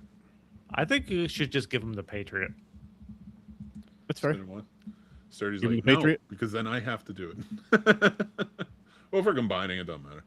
I'm looking for the trailer now, so you guys talk amongst yourselves. No, well, if you give him the Patriot, then you two can argue about how bad it was and bounce off of each other. But here's the funny thing is, so next week they both have two punishment movies. The Patriot, actually, they both have the same movies. The Patriot. Yeah, but we watched Left Behind like Left Behind. Yeah, but I'm just saying, just to have to talk about it and stuff is gonna be fun. The best part is you're gonna have to watch it again to remember it. All right, yeah, I'm pulling up the trailer now for the Patriot. And I'm not thrilled about it. And not the Mel Gibson one? Right? No, I'd prefer that one.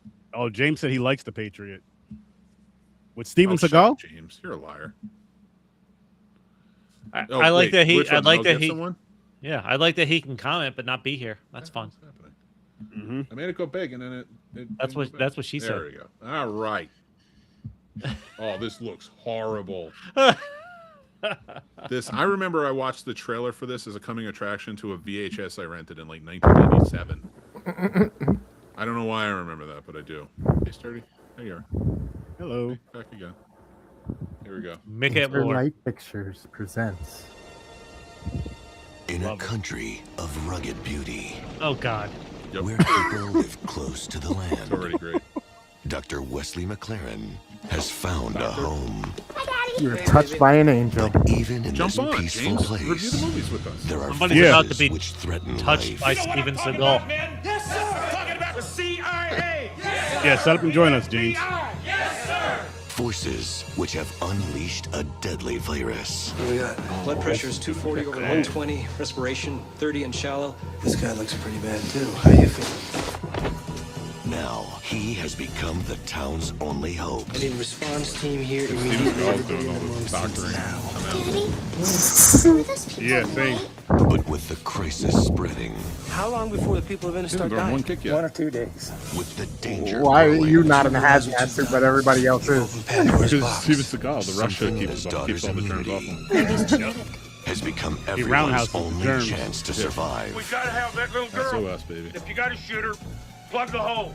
You're making a big That mistake. better not be like a general. And we can do this the easy way or the hard way. I think it's going to be the hard way. I feel like this is Resident Evil with Steven Seagal. This is when Steven Seagal's career started declining. I have enough terrorists. He wasn't getting those big budgets. I'm a doctor. Ja Rule had to get him back to that. Doctors often carry guns.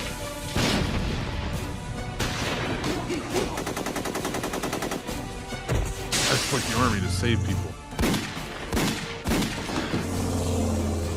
Steven Seagal, We got work to do.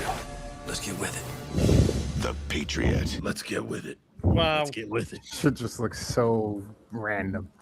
Oh, That looks like just a bunch of different movie trailers in one. my eyes hurt. That's gonna be so bad. Well, James, we're watching The Patriot next week, and you like it, so it's fine. He's lying. I bet you And I meant the think other one. I think he's thinking of the other one as well. We can throw some Mel Gibsons on there. Holy Okay. shit, that looked A terrible. little bird on a wire.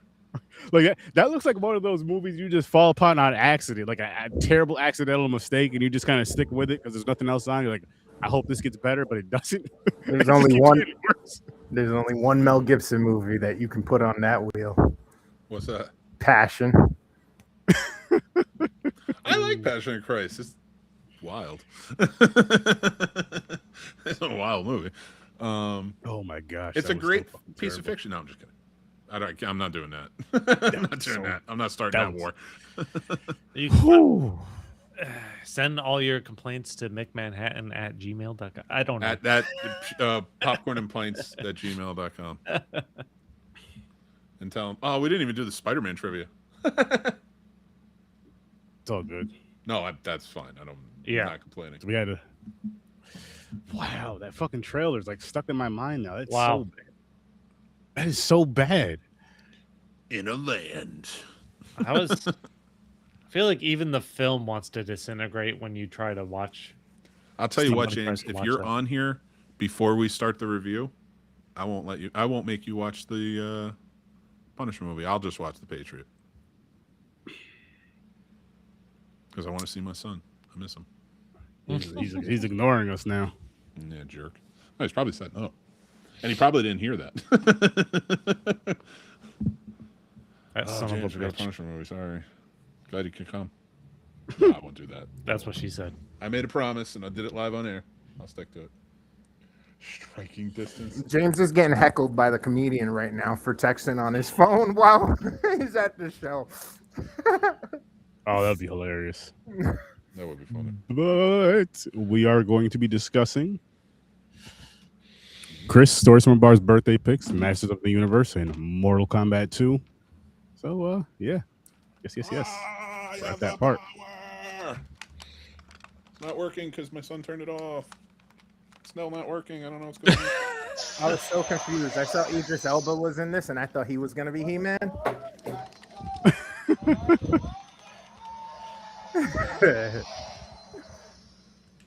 Sounds just like the guy in the movie.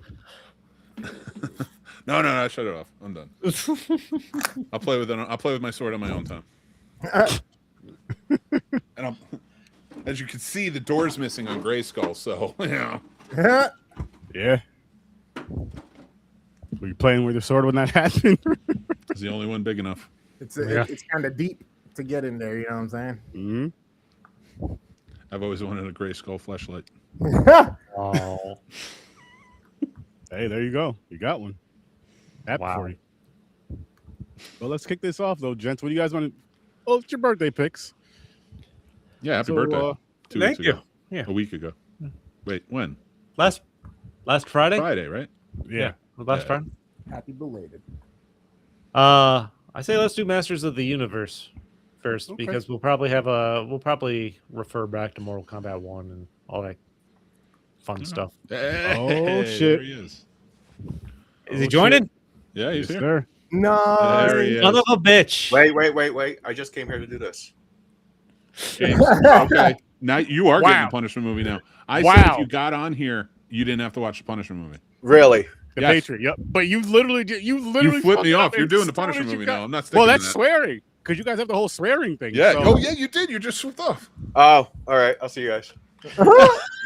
Why? What do you mean I see you guys? You're still getting punishment. So he jumped on for 30 seconds, got a punishment movie, and then left. Come No, on. I'm mad. I'm getting a punishment movie. I'm going to leave now. You cursed. You did. That was your fault. You shouldn't get. Hey. I actually offered you, even though you were off. You not cursed watching. all the deaf people out there. Hey. What that did I was- say? What did I say? If he shows up, I'm not No, going to make him watch it. he literally And then said if he flipped us shows off. up, I'll Well, watch the punishment movie by myself. I'm not psychic. And that was Give a it 5 bit. seconds before you flip us off. That was a bit. The only guy I know just jumps up and completely obliterates the rules. It was a bit. At the end, bite my A. It's a bite. Well, you can swear now. You already Wasted. Okay. Listen, guys. don't feel bad. Your father did it earlier too. Within like the I had a first 10 long minutes. day, man. You had a long, good day. You went and saw a movie. Yeah, but it's mentally exhausting. Oh, dude, listen. All that sitting? Listen. Yeah, no, all that constant. Got to do something. Can I ask you something? Mhm. Fun How shit. much did you have rocket out of your butt last night in your mouth? Nothing? Nope. Shut up about exhausted. Yeah, I didn't you're want to do this. I want you're to sleep. faking it. Then you felt bad. It was a guilt trip. No, I told myself if I go to the movie today, I'm going to do the show. And I did go to the movie, and it was tough. Well, did you stop by CVS and get some diapers? I don't have a sexy assistant to carry my diaper bag, dude, with the nuclear codes. You know that. Come on. Holy How was the comedy show? It was good. It was Who'd funny. you see? Dan Soder. Oh, that's right. Yeah, you said you were seeing Dan Soder. He's not. Listen, he's no Johnny Sturdivant, but, and I'm not mocking. Nice. You know, and then I this morning I went seen Odyssey. Nice. Yeah. Don't tell us what you thought, but what did you think? Like, just give us a thumbs up or a thumbs down. All right. Yep. Usually Doing June that one takes next everything. week. He does. He does. I always loved that story. That's like one of the books I actually read in my lifetime. Yeah, it was Nice. Nice. Because I want. I do want to watch. people. That's why he was reading it. Yeah. Oh, son of a gun. Oh man, that'd be interesting to watch next week though. Mostly white people. The Odyssey. All right. But kicking off with Masters of the Universe. So Wait, we're starting with He-Man? yeah. Yeah. Oh shit. Why? I don't know, because some reason I thought He-Man would be second. No, listen, it's not. It was I not your thought, birthday pick. I thought you were going to nerd out, Mick. Dude, I feel like crap. I did. I have my sword. I put Grayskull over here. Like, come on, dude. You did. You missed it. No, I mean when we talk about it, I thought you were going to nerd out and go deep, like start talking a lot about it. But anyways, we haven't started yet. You came on and started. Hey, bitching listen. about it. For one, I had a couple drinks. I'm high as fuck. This wasn't planned, so my brain's trying to catch up. You're a silly goose. And you already got a punishment, so you And can I got say a whatever you punishment. want. That's just because my brain didn't catch up. Smack myself in the face. now But Now anyways, let loose. how you all guys doing? How was your day? Been better. pretty good. Pretty good. Kind of a chill day, honestly. Just kind Tired of. of dealing with you. I got a milkshake from Cookout not too long ago. That was good. Nice. Yeah, Wait, but there's a place called Cookout? Yeah. Yeah. good. Really? The cheese bites are really good. The white cheddar cheese bites, they're like. Oh, yeah, you said little- cheese. Why's it got to be white cheddar? I don't know. It's their fucking menu. Because white is right. They have everything. I like it aged. I like mine fine aged. You know. When it comes to cheese, white 60 is right. milkshakes they have, like 60 different types of milkshakes, and they make like all types of cookout food. It's good. And Damn. it's pretty. I'm jealous. It's like affordable. Come on, Is there Aaron. one in Virginia, Mick? Yeah, I got one in next town over. Nice. Road trip. Let's go, Aaron. Yeah, Shut like this down. you can get a whole plate, like fries, a burger or chicken sandwich or hot dogs or whatever, and then another side. And then if you want your shake, I usually spend like $21 to $22 for 2 people to eat. That's not That's including the shakes. You know what I mean? Where most places it's like $10 just for the shakes. Yeah, and legit. Yes. Like I will back that up. It really is affordable eating. We went to McDonald's today, which I didn't eat anything. My wife didn't eat anything, but the kid wanted a couple burgers. I think there was a double cheeseburger meal and a 10-piece chicken nugget meal for kids, mind you. $40. $29. Yeah, that's ridiculous. Those used to be dollar menu items. The Happy Meal, I think, is like $7.99 or some shit like that. Yeah, it's more money now. It's almost Fucking $10. ridiculous. Yeah. It really is. It's just for a toy that can kill our kid anyway. If you're serving billions and billions of people, you Right. don't need to raise the prices that high. Especially when You you're serving don't. people to people. Yeah. And what are they feeding anyway? Probably poison. Yep. Mm-hmm. Pink goo.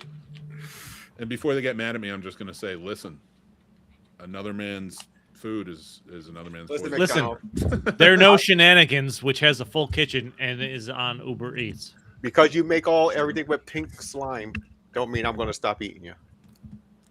Yeah, that's disgusting too. You're just Weirdo. pink on the inside too, right? Yeah, exactly. We're all pink on the inside. I'm not eating that bullshit. Speak for yourself.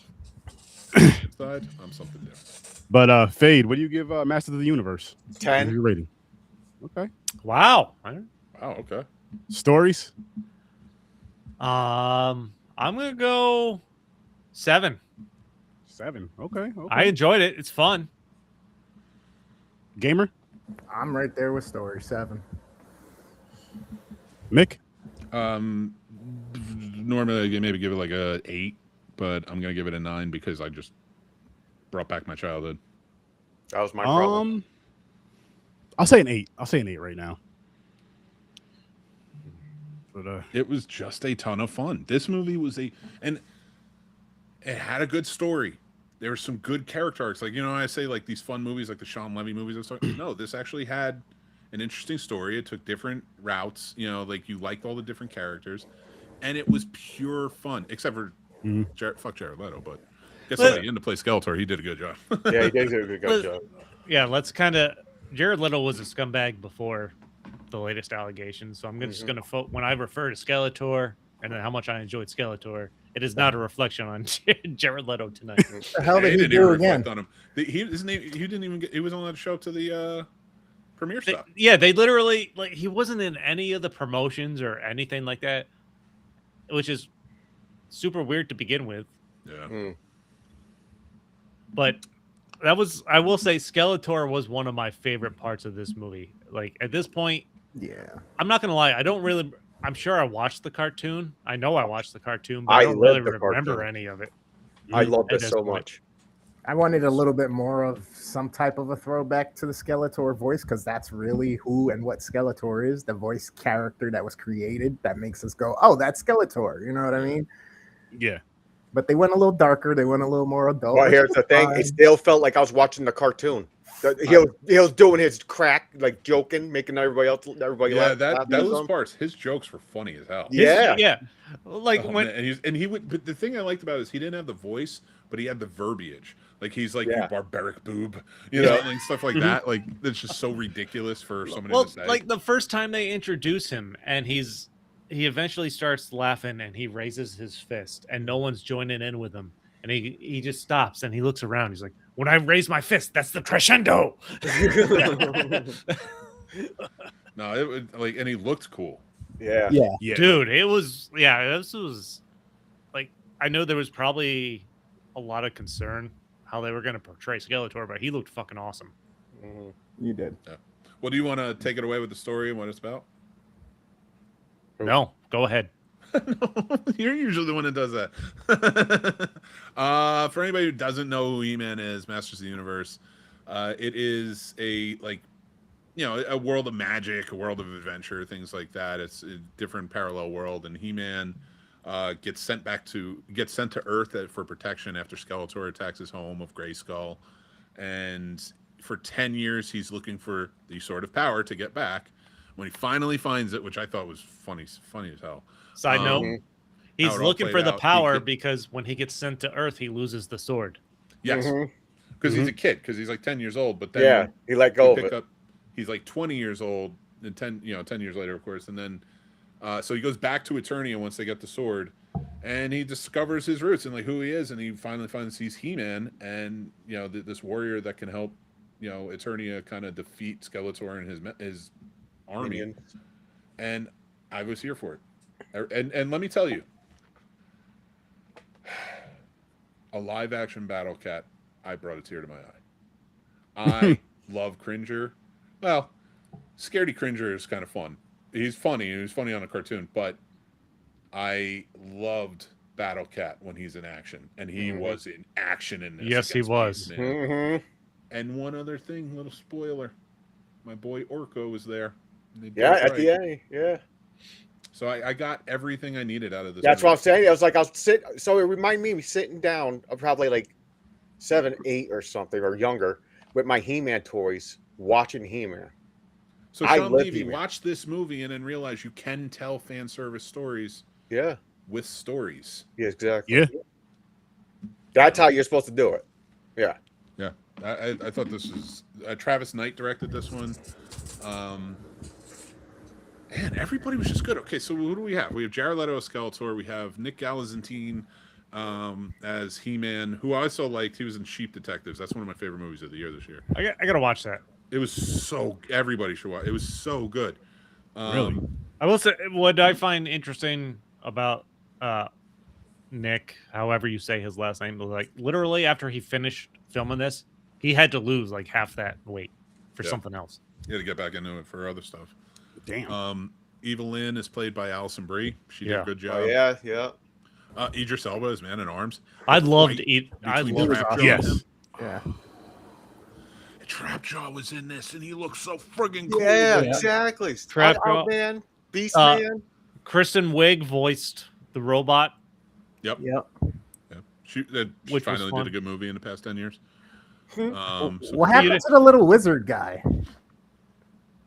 Although those are good. Doesn't in He-Man, isn't there like a little wizard dude? Oh, the yeah, wizard. Orko. He showed up at the end. Orko. Yeah. Oh, he showed up at the end? Yeah, they did. They did it so nice too, because like when they wrap it up, he does. He pops up and he tells the lesson of the story.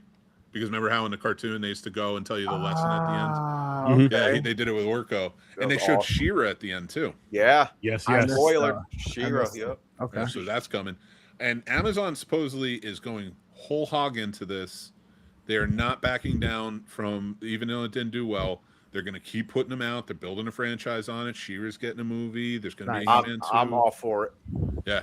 I'm going to live my whole people childhood are watching again. it on streaming now and saying, this is so good. Why didn't we know about it? Yeah. Pay attention. Support it in the theater so it keeps going. That's why movies die. Yeah. Yeah, I agree with the fan service thing and with a good story as well, like you were saying, how they should do it. Kind of like Stories was saying a little bit ago. Like I did watch this cartoon, but I wasn't like a diehard like Mick and Fade are, or like they were back in the day for this cartoon. But just seeing certain things and things like I love the look of Skeletor, like everybody was saying, love the look of Skeletor. I thought that was awesome. I was so happy that they did that so well. And then me and you were on there, Video Store Clerks, maybe like a couple months ago, and we did the original He-Man, and that was my first time seeing that. And you get your Dolph Lundgren cameo in this one in the gym, which was cool. Cool. But that was cool. I was happy to see him, and for him to say "Good You're journey," in my spot. Yeah, I was like, all right, like it exists. I've seen it enough times. It's retired now. I'm never watching it again, but. It was. I give it to him. And the little nod at the end, because they did a stinger at the end of this, where she goes and gets Skeletor's skull, so alluding to he'll be back, of course. And it's funny because the Masters of the Universe in 1987 was one of the original movies. Not that they didn't exist before, but really set it apart with having one of those stingers where Frank Langella pops back up and says, "I'll be back." Nice. It was a nice little nod to both the cartoon and that movie for sure. Yeah. Mm-hmm. We're really fit in this movie. So with with Jared with Leto and his bullshit, fuck him. and with them wanting to do more with this, does he get recast? You think? I think you should definitely. Yeah. I don't give him to a good voice actor. Get the actor and download Jared Leto in the mask and or maybe, I don't know. You don't need the person that puts on the costume. You don't need to voice it because you're not going to know who's under the fucking costume anyway. Mm-hmm. Oh, it's just so cool, man. But the fights. I had so much fun, man. Even though the CGI or it's AI, Beastman looked awesome. Yep. Great sequence when he's chasing him down on Earth. So good. Oh, dude, what's your favorite part? I don't know. I'm not prepared for this. Small. This is small, but the fact that Adam as He-Man as Adam works in the fucking HR department. Yeah, and it's him on his placard. Yeah, and he's talking to his boss, who's nicely trying not to fire him, and they refer to Daryl. He's like, God, I hate Daryl. And then you have Skeletor, like the Flash, where they're fighting, and somehow he gets into He-Man's mind, and he's like, and Skeletor walks into the HR department, and he's wearing like the shirt and stuff. He's like, what is this? Human resources. I'm like, dude, his dress in every one of those was funny when he's lifting the weights at the he throws it at him. I don't know. It was just done so well. Yeah. First off, and I think this is a deleted scene or a cut part, but my favorite scene is when Prince of Darkness starts playing and they break out of the prison. Oh yeah, Prince of Darkness from Highlander. And it works because I was like, this works for this movie in so many ways. But I think what I liked about it is when they start like, the bad smell. Yep. I think Skunk Man was supposed to be there, but they cut him out. Oh, really? I thought it would because they started coughing from all the dust and stuff from tearing down the wall. But a lot of them were like going like this too. So I figured like it was probably maybe they had Skunk Man there, and then there was like a scene that they cut. Yeah. Okay. I could be. That is a speculation. I say, listen, this is a type of movie where you could put a lot of characters in, like the cartoon that he show his whole lineup, Skeletor's lineup, and at the Snake. They had Moss Man in there. Yeah, R.I.P. Moss Man. Yeah. I can't believe they killed off Moss Man. Yeah, I know, that's crazy. I really enjoyed when Adam's making up, like telling his childhood names to the people, like Ram Man, Fisto. Yeah. Fisto. Like those are kind of X-rated jokes almost. The Fisto thing was hilarious. I do not fist people. Sure you don't. One aspect of this, like I liked when it came to that though, is like, well, first off, like the characters that they have, I feel like it was very inventive for its day back in the day. Like Moss Man felt, and like Skunk Man smelled the toy. Mm-hmm. So like to not shy away from certain jokes that fit within that realm, you know what I mean? Mm-hmm. It really, I think it made it enhanced the experience of this movie for me. Mm-hmm. That they really did lay into it and be like, we're not going to shy away from what they looked like and what, what was real in the cartoon. I agree. So they did good then, because again, we're not the diehards like that, right? But you even caught up on those little details and stuff like that. So for us, I mean, we were just entertained. We know He-Man, we watched it, we enjoyed, but all those other little things they did for the fans, for people like you, Oh, yeah. And that's something I do like hearing, like, I mean, like I did enjoy the movie, but like I said, you guys liked it a lot more than I did. I won't say a lot more. And I like how what Gamer was saying, how when it actually does a fan service, it does good with the film, but it also does a fan service with things to where it's like James over here saying that I felt like I was playing with my toys watching this movie. That's awesome. Mm-hmm. That's awesome. And that's a real important thing I think films should do, especially when it comes to like this type of genre. But I'm just saying, just in general, like give you that good feel of whatever it is. I'm sitting down and watching this awesome movie. I'm gonna remember this moment. I'm going to remember this moment. Mm-hmm. Yep. 90s Mario did not have the same effect. You did not want to run home and play Super Mario. We were like, what the fuck did we just What this watch? film did for me was maybe want to go back and watch the cartoon because I was about to say that. I had an announcement. Like I wanted to go back. Now I kind of want to go back and watch the cartoon and then watch this movie again. I want think this all is a you to good- watch at least the first season of He-Man. If First you of all, I don't have I'm to. I retiring. watched all the I seasons of quit. He-Man, my friend. I remember him. I loved He-Man growing No, up. I wasn't talking to you. I'm talking about the ones who never seen it. That and Oh, no, Lion I've seen and it. Thundercats. Oh, Yeah, those are like two big ones until like you got into the Ghostbusters Ninja Turtles. Who you think will win? Which one? Rhino or He-Man? Who? What'd you say? Thundercats? Isn't it Lionel? I can't hear you. You sound low. Lionel? Lionel. Yeah. So who you think will win, him or He-Man, in a fight? He-Man. He-Man beats Superman, and that's canon. Oh shit! I comics. didn't know that. Yeah. I did not know that. Yeah, He-Man's powerful, and nothing against Lionel. Lionel's like he was smart though. So Lionel is like a smart leader, and it like really worked out.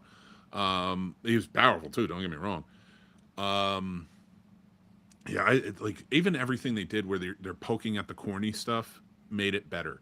Like when they're all sitting there with their hands on their hips laughing. Yeah, like the end of a cartoon. that was funny. Yeah, like the end of every cartoon. A joke, and then when he runs away to go and change into He-Man, he's like, "Does he think we don't know? Yeah, let's just stand here and pretend." That's key, though, man. I think you got to play into that stuff. Yeah, but that's what I mean. Like they did it. They poked fun at the corny stuff and made it fun. Yes, and they took the other stuff seriously. Yeah. You know, they killed Moss Man, and people who love that movie are No, like, you're right, because I like when he's fighting, when He-Man's fighting whatever character has the horns. I don't even know what the name was, and he fucking rips off his horn and fucking, you know, stabs him under the jaw, and he goes flying off. I'm like, this got fucking serious, quick. Yeah, ripping off what's his name? Ripping off or pulling Trapjaw's jaw down and sticking a bomb in and then jumping off. Like, that was awesome. As much as fun and jokingly as we're talking about some of the scenes, like there's a few scenes in here where you're like, oh fuck. Like the fight choreography was good. Yeah. I enjoyed that. His fight with Skeletor was great. Like even the emotional aspect where Skeletor comes in, destroys them, takes his parents. Like they pieced together the emotional connection for me to care. While still playing into the cheesy stuff and with great action. And like this was a fine line to balance, and they did it really well. Yeah. Agreed. Which, by the way, the cartoon is on Tubi. Season 1 and 2. Is it on Tubi? Oh, I have to. yes. It's also on Amazon. I You might can have to watch watch the it whole now. every season on Amazon. Oh, excellent. How many seasons are there? So there's more than 2 seasons It was total, like 4 right? or 5. Yeah. Okay. I think. I have to look. Then they tried to remake the show and on Did it Netflix. do so hot? no, not 1987, 1981. Sure. Netflix did, right? Yeah. So Netflix owned the rights to this movie for a while, and that version got canceled in 2023. Before Well, they put out, like, Kevin Smith did a version. It was a continuation of, actually, James, if you do like it, I actually challenge everybody to watch that. Kevin Smith told a story that continues off of the original cartoon, but it's more for, you know, like more for us now. Like we can watch it. Like there's some serious stuff that goes down in it. Like He-Man and Skeletor die in the first episode. Oh, They come back. I won't tell you how, but they'll come back. And Teela finding out that Adam was He-Man, and like she has to deal with that and like everything that's going on since his loss. It's a good story. And then I think they did another one too, and that wasn't as good. Well, Yeah. I was reading up on this movie, and honestly, the film development for this one is crazy. So in 2007, the film was going to be called Grayskull. Joel Silver was going to produce. Justin Marks was going to write the script, and it was going to be shot similar to like a 300 style type movie, like the Gerard Butler movie. I'm glad they didn't do that. So the film rights transferred to from Warner Brothers in 2007 to Columbia, which was under Sony at the time. In 2009, Netflix got the rights in 2022. So there was a huge gap there where nothing happened. And then finally, Amazon got the rights in May of 24. And then they put this out super quick. So it is the original cartoon is 2 seasons, but each season is 50 episodes. Oh yeah, that's Dear right. God. Yeah, Okay, a lot of so- episodes. I was going to Lot. say. What'd you say? It's 2 seasons, but 50 episodes each? Yeah. Yeah. Okay. That's how I knew there were a lot of episodes, but yeah, there's only 2 seasons. I mean, honestly, that would be like one of those things. Like for me to watch it, it'd probably be one of those things where I'm just like kind of laying down, relaxing, just finding something, just throw it on, and just let it play. If I fall asleep, I fall asleep, and wake up and watch more of it, type of deal. Just to kind of get that, yeah. I think I will go through that. I mean, it's got how it looks today's. You know, are you still challenging everybody to watch 50 episodes of a TV show? Yep, or I'm quitting. Or you're quitting? You got to watch the first season. Yeah, this movie was just so much fun from beginning to end. I really like how it was carried. All the characters did a good job. A lot of the characters have really good story arcs. It kind of reminded me of the Ted Lasso effect, where like you have a character named He-Man, and they're all fighters and warriors, but they're genuinely trying to work it out as a team, and like he's trying to do positive ways about it and stuff. Like, you know, give him pep talks that. I don't know. Like I thought it was an interesting for 2026 realm to take, and it made him more of a good guy in this. Yeah. I mean, if He-Man just showed up and he started beating ass and he was just stern like in an '87 movie, I'm like, yeah, cool. You're a good guy because your name's He-Man. But actually he felt like a good guy, like a superhero. Yeah, I got his personality because he was like that. He always sees good into somebody. Yeah. In the cartoon and shit, you're like, they got that right. Man, I don't know. Like I said, it just like I felt like I was 7 years old.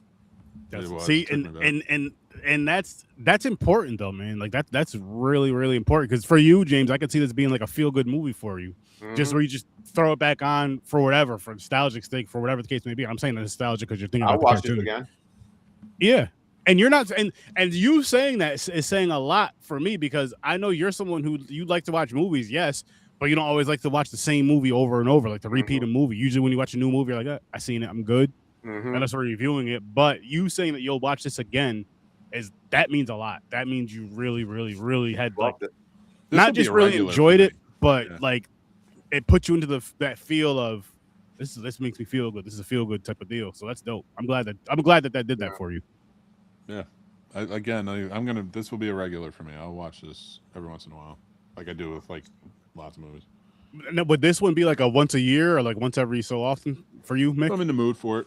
It's kind of like that. Like after this, like I've been sick all day, so I'm probably going to go up and watch Back to the Future because that's my feel-good favorite movie of all time. But this would be a movie like, you know, if I'm just kind of chilling. If it's on TV, I'll put it on. If I'm bored and want to feel good, I'll go with that. Exactly. That's how I'm going to treat it. Like if I like lay down, I'm like, I just want to watch something feel good and just put He-Man on. And but like that's why I watch so many different types of movies that it like they can get depressing sometimes. So then that's why my feel good go-tos are always like when I'm down for, and this is a good one for that. Hell yeah. It is. I would watch it again. I'd definitely watch it again. I'll probably watch it a few more times, but I didn't, like I said, I didn't get those same vibes you two did, but I love that for you guys, though. But I would definitely watch this again. It's definitely worth another watch. This, like I said, this made me want to go back and rewatch the cartoon series. Like I know I watched it as a kid, but He-Man didn't stand out to me as a kid as one of my favorite characters at the time. So maybe I just kind of watched it in passing.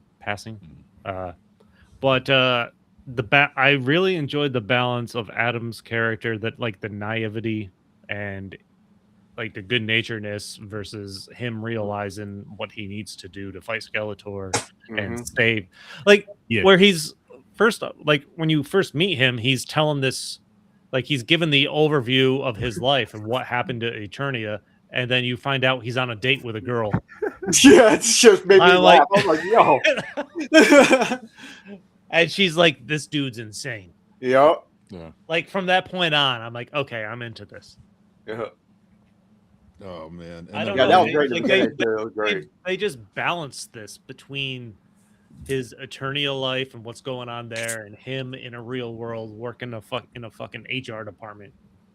I do want to point out to people when I say this, like I gave it a high score because of the fun and how it makes me feel and stuff like that. I do realize there's a lot of plot holes. Yeah. Oh, yeah. Like, who raised them? I was about to say that. Who raised that kid? There's literally no reference. Believed in what he believed in. Yeah, there's literally no reference to that. Yeah, that's not important though. Not with He-Man. No, but like even when I watch Back to the Future, there's plot holes. Yeah. Yeah. But I enjoy it and it's fun. I wouldn't put this on the same level, But it is just a really fun time. It's a good movie. This is what I was looking for when I picked this movie. It's a fun watch. There's fun action. There's goofiness. There's a emotional story behind it that you feel good about. Yeah, this was what I would hoped it would be when I watched this movie. Is the best I can say. Another cool thing about this too was I watched this with my wife. She was a fan of He-Man. She was a fan of She-Ra, so she really, really had a good time with this movie as well. And next time, we gotta hang out. Well, I mean, I we'll talk off. More. I love her even more now. We'll talk off the scene, but that cheese thing that I sent you. Oh, my wife already said she's down, so we're good. She said the same come over thing. to Shenanigans, the sponsor of the Scene Snobs. They're doing a cheese night where you get to eat cheese off the stage. Cheese and fish. Oh yeah, we're definitely not doing. I ain't going there for no damn cheese. Great gentleman's or club fish, with great entertainment, and everybody should go. Still waiting on that T-shirt. I will be there August 11th through the 13th. Yeah, I was on in the lab when he ordered them. Yeah. So shut up, you barbaric boob. You inconsiderate nincompoop. I'll just say I hope there's a sequel to this, and I hope they keep the franchise going. Oh, there's gonna be. There's definitely gonna be. And they said that. Like Amazon is whole hog going into this. Like they want to make, like She-Ra's getting a movie. He-Man 2's already almost there. I think they're doing a TV show. They are legit, like, because it's all franchise now. That's what everybody wants to do. Yeah. So, and fine, I'm at the point after Marvel where it's like, make your franchises. I'll watch what I want to watch. Yeah, exactly. Yep. Exactly. Do you think this would have been better? better? You said you're not? I'm down for it. Yeah. Oh, I thought you said I'm not down for She-Ra. I was about to say, damn, Nick, you were real. That was real. No, strong. listen, I want him to do a She-Ra movie. I want him to do a She-Ra movie, and then I want her to find Eternia again, and then I want them to get together, and I want a live action, full on, lots of money into it, She-Ra and He-Man porn Christmas special. Christmas special. Yeah, man, that's a great one from back in the day. Interesting. I mean, I'm gonna watch what they're putting out. I used to watch She-Ra She-Ra too. It used to be right I after. didn't realize she He-Man. liked her. Oh yeah, she was excited about that. The whole thing. She was like, I used to have the toys because so with my wife, she grew up with all her older cousins were boys. So that's just what it was as far as the certain cartoons that they were watching, this, that, and the third, and that was one of them. But yeah, the She-Ra. So that was dope though. I thought that was dope. Boom. Grayskull's carrying my sword. There you go. Nice. That's where it's supposed James to be. usually does, but whatever. No, I'll use it. Yeah, you no longer have the power. I got the power bottom. Wow. Oh man. Took it too far. Yep. Why not? Oh, That's, man. hey, welcome. I'm here. Before we move on to Mortal Kombat 2, does anybody have anything else they want to say about this film? Well, I mean, I can talk about this one for a long time. Yeah, I know. That's what I'm saying. Go check it out. I'll part 2 episodes and shit. I did an hour-long episode with Casey reviewing this, so like we get really in depth. Go ahead and check that out if you want more from me. Well, this was fun, and I'd recommend it to anybody that hasn't watched it. Is definitely fun check it to out. watch. Yeah, definitely check it out. Definitely check it out. Especially if you have kids now. Yeah, even if you don't, but I think I'm gonna check out I'll go back and watch the cartoon again, and maybe check this movie out again. Like the biggest compliment I can give something, I feel like these days is, particularly in this case, if it's based off something that existed in the past, is this makes me want to go back and watch what led to this, and that's what this movie does. It makes me want to go back and watch the cartoon. I'm not gonna lie, I'm gonna watch the previous movie out of curiosity. Oh, good luck, buddy. Have you never seen it? No, it's bad. No, I'll say this: that movie is so bad, it's worth being a punishment movie. That movie is terrible. Like I said, I'm sure I watched the cartoon, but He-Man didn't. I just wasn't. Didn't pull me in as a kid. I get that. Like honestly, I think my biggest thing as a kid, I remember having Ninja Turtles action you're a little figures. younger than us, right? How old are you? Oh, he's my age, 43. I'm 43 now. How the hell do you? That's way later. Ninja Turtles and Ghostbusters came like in '86. I was born in 83 to '85. Yeah, I know. I was born in '83 too. Thundercats? That's okay. I'm okay with it. I gotta rewatch. I'm sure I watched the Thundercats too, but No, I have watched to Thundercats. rewatch I it. watched all that shit. I mean, of course we did. We were kids. It was all, we were all about. I lived in front of a TV. Yeah, that was our babysitter. Yeah, exactly. It really was. Get home really from was. school. Get home from school and turn on the TV. That's it. Yeah. With Mac, just sit there all fucking. But I mean, 5 hours. shit.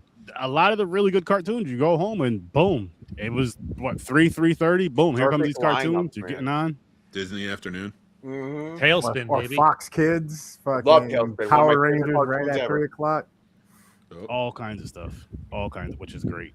Animaniacs, Batman Beyond. Fucking Yeah, dude. Well, that's new. See, that's what I'm saying. You're like younger. You're up in 2000s. No, 2000. No, wait, didn't that come out in 2000? 96, Batman 95. 90. something like that. I think Batman Beyond was 99. Oh, okay. I think. I was close. Right? 98, I'll- 99, something like that for that. I was close. Yeah, you're trying. You're reaching. It's okay. We'll allow When it came to the older stuff, we was always all the old Hanna-Barberas. We were always all the Wacky Racers and Speed Racer. Speed Racer. Yep. Fucking Grape Ape and Hong Kong Fooey and shit. Fucking Mr. Magoo. And then we got into fucking Transformers and Centurions and fucking the Justice Friends and all We that. had other so shit. we had a lot of really just awesome stuff to watch back in the Yeah, day. no. Now these fuck days the Super Friends, cartoons by and the shit, you're way. like, Seriously. Fuck Super Friends. Super Friends I was hate retarded. the Wonder Twins. That's the reason I can't stand that show. The Wonder Twins are the biggest abomination to creativity ever. they're incest, aren't they? I know. Bro, even Robot Chicken made fun of them. I think fucking Celebrity Deathmatch made fun of them. Oh, like- freaking Family Guy did. Yeah, And it was, 100%. I hate the Wonder Twins. Oh They yeah, showed Family up Guy on did. Smallville once, and I was like, really? I don't It's like not a them fun either. callback. I don't Get like rid it. of They're them. not exciting at all. I don't give a shit. They touch rings and rub each other's asses. Oh. Just another version of Shazam, just with one more mechanic. Wish Celebrity Deathmatch was still a thing. That was Yeah, I Me know. too. That shit was so fun. They should Yeah, bring but like that in back. live action. Yeah. They should bring that back. Oh, in real life. on the front lawn of the White House. Hell yeah. I mean, we got the ring. Why not? Yeah. Listen, Trump should just start picking like the celebrities he hates the most, and then make them fight. That lawn is dead anyway. Imagine he starts doing that for pardons. Oh my god! No. that would be wild. The turkey That's gets so one. dystopian. The turkey gets the free pass. Everybody else got to fight to the death. Oh god! That would Fighting be for wild. pardons. All right. Well, speaking The of worst fighting part for is that would Yeah, that would speaking of absolutely fighting. draw an audience and money. Are we getting another Fight Club? By the way, I saw a weird ad. during I the seen FIFA that too, game. where they're going to remake it. They might. They made a graphic novel on it. I think he wrote Oh, another wow. book for it. I didn't read the sequel. I like the movie. No, I'm sorry. Take it back. I'm not a big fan of the movie, but I'm not a big fan of the movie because of the fan reception. Because I'm like, this is an interesting movie the way he made it, and nobody seems to get it. Everybody's like, he's so cool. I'm like, what are you talking about? He's fucking schizophrenic. Yeah, Like- exactly. Psychopath. Yeah. And you know what I love about that, and I never thought about, and I should go back and rewatch it, but Helena Bonham Carter's character in that, I never realized, or I just never really thought about it. No wonder she was treating Ed Norton's character like shit, because he treated her like shit. Right. It was Brad Pitt's character, Tyler Durden, that was like treating her lovingly and caringly. So she didn't know who she was going to get at any moment. Mm-hmm. No. Anyway, spoiler alert. For Mortal Kombat. 26-year-old movie. Speaking of Fight Club, 27-year-old. Hell yeah. Yeah. So, Fade, what do you give Mortal Kombat? This was fun too. Mortal Kombat 2. I'm not doing it. 7.5. 7.5. Yeah, I had fun with this one too. Yeah. Stories. I think I'm gonna give this one a 7 too. This was good. like this was tournament based. Like they threw in the actual 2D shots of the fighters in their environments and stuff, which was fucking awesome. This is what we wanted. They had the spike pit. Oh yeah. Oh, dude, it was fucking so many callbacks for the game. Well, but how about you, gamer? What do you give this one? I'm a little torn on this one. Although I had a good time, and it does give some fan favorite stuff back or whatnot to us. I don't know, man. Like both of these weren't. I can't say that they're both huge hits. I don't remember what I gave the first one, but I want to give this one like a 7.5. Okay, that's still a good score. I thought you were gonna say like a 3. I was like, God damn. No. It's not. It wasn't the best of times. It wasn't the worst of times. I hear you. But it's the closest to the real time of Mortal Kombat 2. I mean, they like you said, even the stages. I love that Chris picked up and realized that they did little things, even like as they were getting beamed. Oh, well, we'll talk about it in a second. Sorry, I was getting ahead of myself. All good. Mick, how about you? I'll give it a 6.5 for Karl Urban, especially. I think he did a great job. He was my least favorite part, honestly. Johnny Cage, really? Yeah, he was the one that's keeping me involved. I mean, everybody looked cool. Everybody. It just wasn't enough Cole Young. Okay, I feel like they made it too much about him. Listen, I'm going to say something really quick about him. I'm going to actually. No, second part. I'm going to say this straight up. They made Shao Kahn. Wait, what's his name? Shao Kahn. Shao Kahn. Shao Kahn, yeah. Yeah, Shao Kahn. A bitch. Because they had Cole beat him. If it wasn't for that thingamajig, what do you call it? Amulet or whatever? Yeah, the amulet. He would have died right there. He blew a giant hole in his chest. So he lost. Listen, so a lot of criticism came from Mortal Kombat 1 and Cole Young being introduced as a random new character that is fucking there. And I rewatched Mortal Kombat, the new Mortal Kombat 1 reboot before watching this one.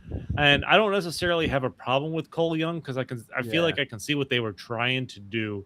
You have the characters that you grew up with in the fighting game, but there's no real story to them. No emotional connection. They gave him literal plot armor. Yeah, they literally they introduced him for the purpose of trying to humanize a character, like trying to bring in a family element. Why he's there? Like, all right, I can see what they're doing, and it didn't bother me as much. I think he's supposed to represent the viewer. Yeah, watching this, like it's just a brand new character kind of coming in for anybody who didn't know Mortal Kombat back in the day. Which I don't know. Like you may not know the characters. You may not everybody heard Mortal Kombat. Know what it is. Well, yeah, but like when this movie was being made, so Greg Russo, he co-wrote the 2021 reboot that, of course, went directly to streaming on HBO because of COVID and everything like that when movies were not coming out in the theater. But the point, his goal was, or he talks about this reboot being a trilogy. So the first movie focused on setting up the tournament. This second movie that we've just watched, this is literally all tournament stuff. Like these are the fights for the tournament. And then there's supposedly going to be a third movie that deals with the aftermath, the after this tournament. Yeah, they're going to go back and get all the ones who died in this one. Well, Shang Tsung should have really been in the first one, which I gave this movie an 8, by the way. But Shang Tsung, sorry, Sturdy, I didn't even realize you didn't give you. Just because you mentioned him, I feel like he should have been in the first one, James. If anything, and then Shao Kahn being either in this one or the third. Just going by how the games were. Wait, he was in the first one, wasn't he? Shang Tsung. He was the main boss. No, was he? I don't know if he was in the first movie. No, Shao Kahn. Oh, I thought you were talking about the game. I thought you were talking about the game too. No. The first. Well, you just recently watched. Who was the boss in the first one? Shane Tsung was the main bad guy in the first one. Oh, he was. Okay, he was. Shao Kahn is the main bad guy. He was trying to get rid of all the Earth fighters. But that's how Mortal Kombat. That's how the video games went. Like it was Shang Tsung was the bad guy in the first game, and then they introduced Shao Kahn. Yeah. And we needed Goryo. That's what I'm saying. I was like, yo, where's Goro? He was in the first one. He was in the first one. Oh yeah, but why is he not in the second one? Because he keeps killing all the characters. Cole Young killed him. See, and that's why. But he see, shouldn't have that's been what the fucking- bothers me is. Oh yeah. You have now, like, we had a bunch of the characters from Earth who are representing Earth die, and at the end of this, they're like, man, I might go down a point. But at the end of this, they're like, what? Oh, we can save them. We can go back and get them. First of all, if they save everybody but Cole Young, that will be shitty. That'd be It fun. would be because he's the only one that talked about that has the family. Just add him to the next fucking video game, and then everybody will be fine. That's what I was gonna say. I don't understand why they don't just add him in. Then you made him a part of the universe, so add him in as a DLC in the game. Give that lineage in the story. He's a descendant of Scorpion, just like the movie has, and let him do his fucking thing, and then you can keep him in. And I don't want to hear any arguments. If you can add RoboCop to Mortal Kombat, you Yeah, can add or Cole Terminator, Young. or Predator. You know what I mean? The fact that Yeah. I think my biggest complaint about Cole Young now after watching the reboot and the sequel to it is like they put the effort to make him a descendant of Scorpion, like this like important lineage. Yeah. Where the reboot ends literally with Scorpion killing Sub-Zero at the time and telling Cole Young to protect the bloodline. And then in this one, he just immediately gets his head smashed by Shao Kahn. Yeah, he's there for fucking Like- what, 6 minutes? Yeah. Like they did not. I don't even know how to like. They did not play that out the way they should have if they wanted to make that meaningful. Yeah, you got a point with that. But honestly, I feel they may have gotten a lot of backlash from the first film, so they had to have him in the movie. Like, you know what, we're just gonna kill him off early, get it over with, and continue on with the story how they want to do the story. These two movies are kind of a pain in the ass for me just because they're trying to mix so many different elements for so many different Mortal Kombat storylines. It almost seems like because we got our original storyline and characters showing even Sub-Zero and the shit with Scorpion, but then we get Scorpion's dead. He's in the underworld. He hasn't even come back yet. But then we got Cole. But then we got in this movie, fucking Quan Chi doing his Necronomicon shit and bringing dead people back. Noob Saibot. Yeah, and then Noob now Saibot, we yeah. created Noob Oh. Saibot, which is supposed to be the original fucking Sub-Zero dead anyway. Yeah. So hold on. Well, we mentioned Noob Saibot. Do you know where that name comes from? No. Yeah, Ed Boon and Tobias. Yeah, their last names backwards. That's cool. Noob is the Which opposite of Boone. So, yeah, the creators. Ed Boon was in this movie too.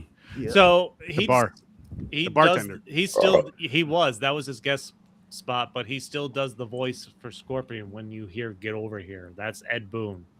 I love that. Scorpion's always my favorite character. If they made a spin-off movies for Scorpion, I'm all in. I'll tell you what, though, I am glad that, again, I'll say, like, I'm glad they brought Johnny Cage in only for Comedy. Karl Urban. Now, I know a lot of people are pissed off that Karl Urban played him because he's a little older than what Johnny Cage is supposed to be.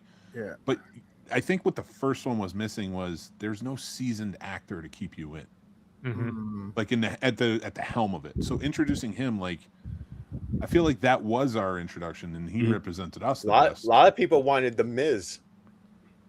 I mean, not for a Who the big hell's the production like Miz? this. Like, Karl Urban's been killing it in movies forever. No, I know, And but he- they're and he saying can because lead a he's like the most alike Johnny Cage. Yeah. Well, that's the thing too. You need a good actor who can lead the role. Like if you put the Miz in, and I don't listen. I've watched those Marine movies. He took over in the second one and on. There's like 7 of them. He's fine. He's fun. He's charismatic. He's charming. Not like a really seasoned good actor though that can lead a movie and keep. He's not a name that's going to draw anyone in. Yeah. Outside of WWE fans specifically, maybe. Or real world. So with Urban, I was originally, I didn't like it at first as far as when I found out he was gonna be Johnny Cage, but after watching the movie, it made sense because it was like his acting career was over. So he wasn't the young Johnny Cage that I was expecting or thinking of. He was more of like the retired, you know what I mean, kind of retired actor, and just so it made sense. They made that work and it made sense. And once They brought the once they comedy told in. that, Him I was like, and it Kano worked. were like the comedy through the whole movie. Oh, Kano was funny as shit. Those are some of my favorite quotes. He's like, "Don't look at me with that tone of voice." Cracked me up. But that's the thing you need. That's why I'm glad he lost in the beginning. Yeah. Because now it just places him there. He can become part of the team, and you're building up on all this lore that we need. But the rest of them can just fight. Mhm. You know, we don't have to have any deep thing. Like we got the through line running through, and it's fine. I mean, listen. Well, so many holes from the Yeah, lore, though, especially with him being there at that age. Like, he's supposed to be the hotshot actor. He's supposed to be very confident in his abilities. He's supposed to be like the Steven Seagal who thinks he knows every form of combat. You know what I mean? But actually can do it. So it kind of bothered me a little bit that they kind of made him this like washed up, just beat down guy. That doesn't really bother me. I thought And it then was old. I mean, the dude's like 45, 50, and Johnny, I mean, It doesn't bother me. Not old. For a Mortal Kombat combatant, I don't care about Mortal Kombat. I'm just saying 45 is not that old. I'm going to be 45 next year. I think I'm old. You made it personal. Agreed. What are you saying? I can't survive in Mortal Kombat? I know. Actually, the guy who played Baihan in this, Joe Taslim, he's the other guy. He's in the Furious, and he plays the. I want to see that. The journalist that's fighting with the dad. I know, James, you saw the Furious, right? No, not yet. I was going to start it, but then I had to leave. Then I forgot about it. I'm watching it. I might watch it tomorrow, actually. That is on the raid level. Oh, god damn. Hell yeah. It's different fighting style, remember. This is No, Kung I Fu. know. So the way they choreograph it is very much like in that realm, but still. It's like more like street fighting, like using a hammer, jumping on just hammering away. Dude. Watch that movie, trust me. Oh, It's yeah. so crazy. It's amazing. Definitely. But yeah, he's in this too, so that was cool to see. Another thing that they make a mistake in this, well, even the older movies and everything, isn't in the video games Liu Kang is supposed to be the chosen one? It shouldn't be the movie about him. Exactly. Yeah, that's what I always thought. Why couldn't you just make that actor Liu Kang? They should have started this all off with us getting a Mortal Kombat movie that gave us glimpses into like the original fucking tournaments, how it all set up, and how this even became the deal for the realms, and then showing us like these first choices of maybe like it's Raiden's turn to take over and start picking the fucking combatants, and then him getting this. They fixed a lot of the shit in this one as far as like character design, as far as the aesthetics go, like their costumes and shit like that. They definitely went back to like Raiden looked phenomenal. I think Raiden's costume looks super good. Sonya's easy. She's a green top and some blacks. You know what I mean? Jax is kind of easy. He's some bottoms. He's got his robot shirt. Yeah, he doesn't really need much. You know what I mean? But having then Cole be there in the background at the beginning, kind of fighting with Liu Kang, them seeing, and introducing Karl Urban's fucking Johnny Cage to this, and him being like, wait, there's fireballs, there's this, there's that. All right, cool. But then them not doing anything else with, again, the main character from the last movie, who you're probably anticipating being a main character. No, they bring in a guy to play Johnny Cage and then make the whole movie about him. Yep. That's exactly why I'm like, I did like the addition of Katana, though. I liked her story. Katana was dope. I did enjoy Katana. I like Baraka, and too. I like Jade and how she was fit into it. Yeah, there was that's in the lore that she betrayed. I don't know the Mortal Kombat lore as well as you guys do. I will say, fun note. So there was a scene between Liu Kang and Katana that would have set up their romance, but that got cut from the film. There's so many things that they should have done. So when you're on a film set, you have what's called a call sheet, right? And it's a list of like who needs to be here, what times, things like that. And top of the call sheet is usually the top actor. Yeah. Right? And then you work your way down and you know what your level is on that film set by the call sheet. That's why I was always at the bottom. At the very bottom. No, I'm just kidding. True, but just kidding. So like IMDb sort of plays like the call sheet, like when you watch it and how they list everything off. And to see Louis Tan, who played Cole Young, go from number 1 down to 15. I mean, I don't care if the fans didn't like it. Tell a good story. You had him, or just he got killed off, like whatever, then move on. Yep. Which I still think would have been cheap, but it's kind of a slap in the face, man. Yeah, figure out some way to do this whole bloodline thing and keep it going, keep it progressing for the future of the things that they're doing anyway, which seems like they're leading towards this newer MK1 video game that came out, which is all of the future generations, which is Johnny Cage's kids, fucking Sonya's kids, fucking Jax's kids. Like you have all of these other people and only one or two of the core remainders, like Raiden, because he's God and eternal, right? He's a fucking thunder god. Yeah. But there's those certain things that are constant, those other things that are new, but it's still Mortal Kombat. The times change, their warfare's changed, and it seems like they want to try to go towards that, but maybe they're not finding the best type of transition and progression for it, which also makes it awkward, especially for people like us and me, who literally have been playing this game for goddamn near almost 40 years at this point. Like, seriously, feels like some odd years, you know what I mean? Like 32 years. Mm-hmm. So it's kind of, I get trying to make sure you bring new customer base or new fan base and stuff like that, but there's enough there with the original that you don't got to skew it up, you don't got to get confusion, you don't got to have these different camps of the old heads that know what the fuck's going on, going, what the fuck is going on, and then the new heads going, oh, this is just what it is, and they just accept it for what it is, and they're looking at us like we're crazy because we know what the fuck we're talking about. I'm reading a spoiler on IMDb, and it looks like they use that to kill Cole off. Like he ain't coming back. But they said he could bring everybody back. Why not Cole? Nobody cares. Again, that's the cheap thing about it. Like, first of all, why are you bringing everybody back? You'd better bring Cole back if that's the case. I don't know. They said they did it to shock fans and that he didn't really resonate with them. But again, that's like, I don't know. Maybe it's like the writer in me, but like, love your characters. Yeah. Why would you don't do that. Like, love your characters and try and build on them, make them better. Yeah, they definitely made a couple decisions, I feel like, based on criticism of the first one. Oh, they did. They definitely did. Yeah. But I dropped my score down to a 6. That's the only bad part about just being based on killing your opponent is that, like, especially in the movie, when you kill your opponent, when they're vital to the storylines, you have to find a way now to bring them back. I think I know what they're going to do. They're going to they killed him off. He's going to come back as Sector. That guy. Oh. That's that's the thing. Like Game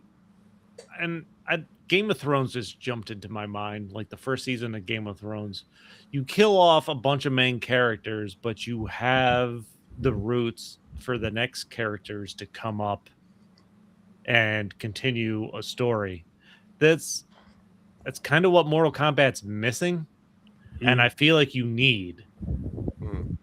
Like, if you're gonna kill Cole Young, you're gonna introduce Cole Young, you're gonna build this story that like he's Scorpion's bloodline. Okay, I'm down for that. But if you're gonna kill him off in the second, you didn't establish, like, fucking the first movie literally ended with Scorpion tell him, take care of my bloodline. Like, what now? And like, and even are they gonna bring in his daughter at some point because he had a daughter? Like, you should have just not brought him back. He went back to his family. He couldn't do this.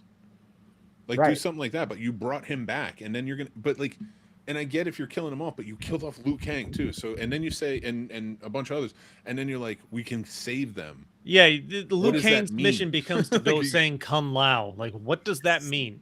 Yeah, like, see, you're good. This might go down to a 5 by the end of it. See, in the games, they actually bring these characters back. Except the twist to the games are they are actually working for Outworld. Yeah, because they come back. They had it pretty much like an evil Liu Kang. It's Liu Kang brought back from the dead by Quan Chi. Yep. And Which the hat guy is there. They're all there. They all come back as fucking not even demon possessed, just their evil version of them. They bring back them as just their dark side and have them work on their team and be their combatants. So if they do that, I mean, they kind of just did that in this one. I feel like we're talking about the ultimate challenge for trying to adapt a fighting game into a movie. The first one did it. The original, 95. They did it pretty good. Yeah. I love that movie. But I think my thing is we are where we are now. And if you're copping out, like, if you're going to bring everyone back, even if they're evil, then bring Cole back. Like, and I don't want to keep harping on it, but it's cheap, and it's one of those things where, like, yeah, okay, you're legitimately doing what the fans want you to do. They can bring him back. Sonic, doesn't mean it works here. They're between a rock and a hard place. Yeah, they can bring him back. They're people and let him quit and go back to his family. Even Cole being a descendant of Scorpion, that's kind of a fucked up thing that they did to the story too. Either way, because Scorpion was an actual character in the game as a fighter, and he was actually fighting for Otherworld, but his whole mission was to get back at Sub-Zero. So he was only fighting because he was under their control to get the realm. But after that realm was taken, his next duty, and what he was told, was now you can have Sub-Zero, but we need him now to fight. They fucked that all up. Yeah, that like, why didn't, like, if you couldn't keep, first of all, the actor who plays Scorpion is fantastic. He's from tons of stuff, Last Samurai, things like that. Let me get his name up because Hiroyuki Sanada. That's right. He like, if you want to, why not just make Cole Scorpion then? Right. In the first one, not bring him in. Why bring in this like big actor you're only going to use a little bit, and then bring in this other guy to play his descendant? Just make him Scorpion and give him a bigger role. At the end of the movie, when Scorpion was there and was coming back resurrected to get the revenge for his family, Scorpion should have handed down the fucking spear chain thing and his gi, and he could have been the new resurrection. That would have been great. Yeah, after he gets his head crushed and he shows up in hell as Scorpion. But then you have this one, and like, again, it was a cool fight, but it was kind of purposeless. The Sub-Zero and Scorpion fight. So if you make Cole the new Scorpion, and he goes into this one, you have Scorpion around the whole time helping, and that's what people want. Like, people don't want, even if I don't know, it's so stupid. Well, that's another thing with Mortal Kombat. You can't ever have. It's gotten to the point where if you're going to make a movie about Mortal Kombat, you cannot have, or not have, Scorpion and Sub-Zero fight of some kind. Oh, yeah, you got to have them in it. You have to, but you can keep them like okay, so now they're traveling through hell like they were, and Cole is the new Scorpion, and Sub-Zero sees him, and it creates a whole new issue, like a new fight, and like, you're muted, pal. You're muted, Chris. So even in the game, there's a situation for this story as well. So the Sub-Zero that we actually see in Mortal Kombat 2, 3, 4, and all that is actually the younger brother to the original Sub-Zero, who actually ended up dying through the fight with Scorpion, and then he gets brought back in the later ones as Noob Saibot.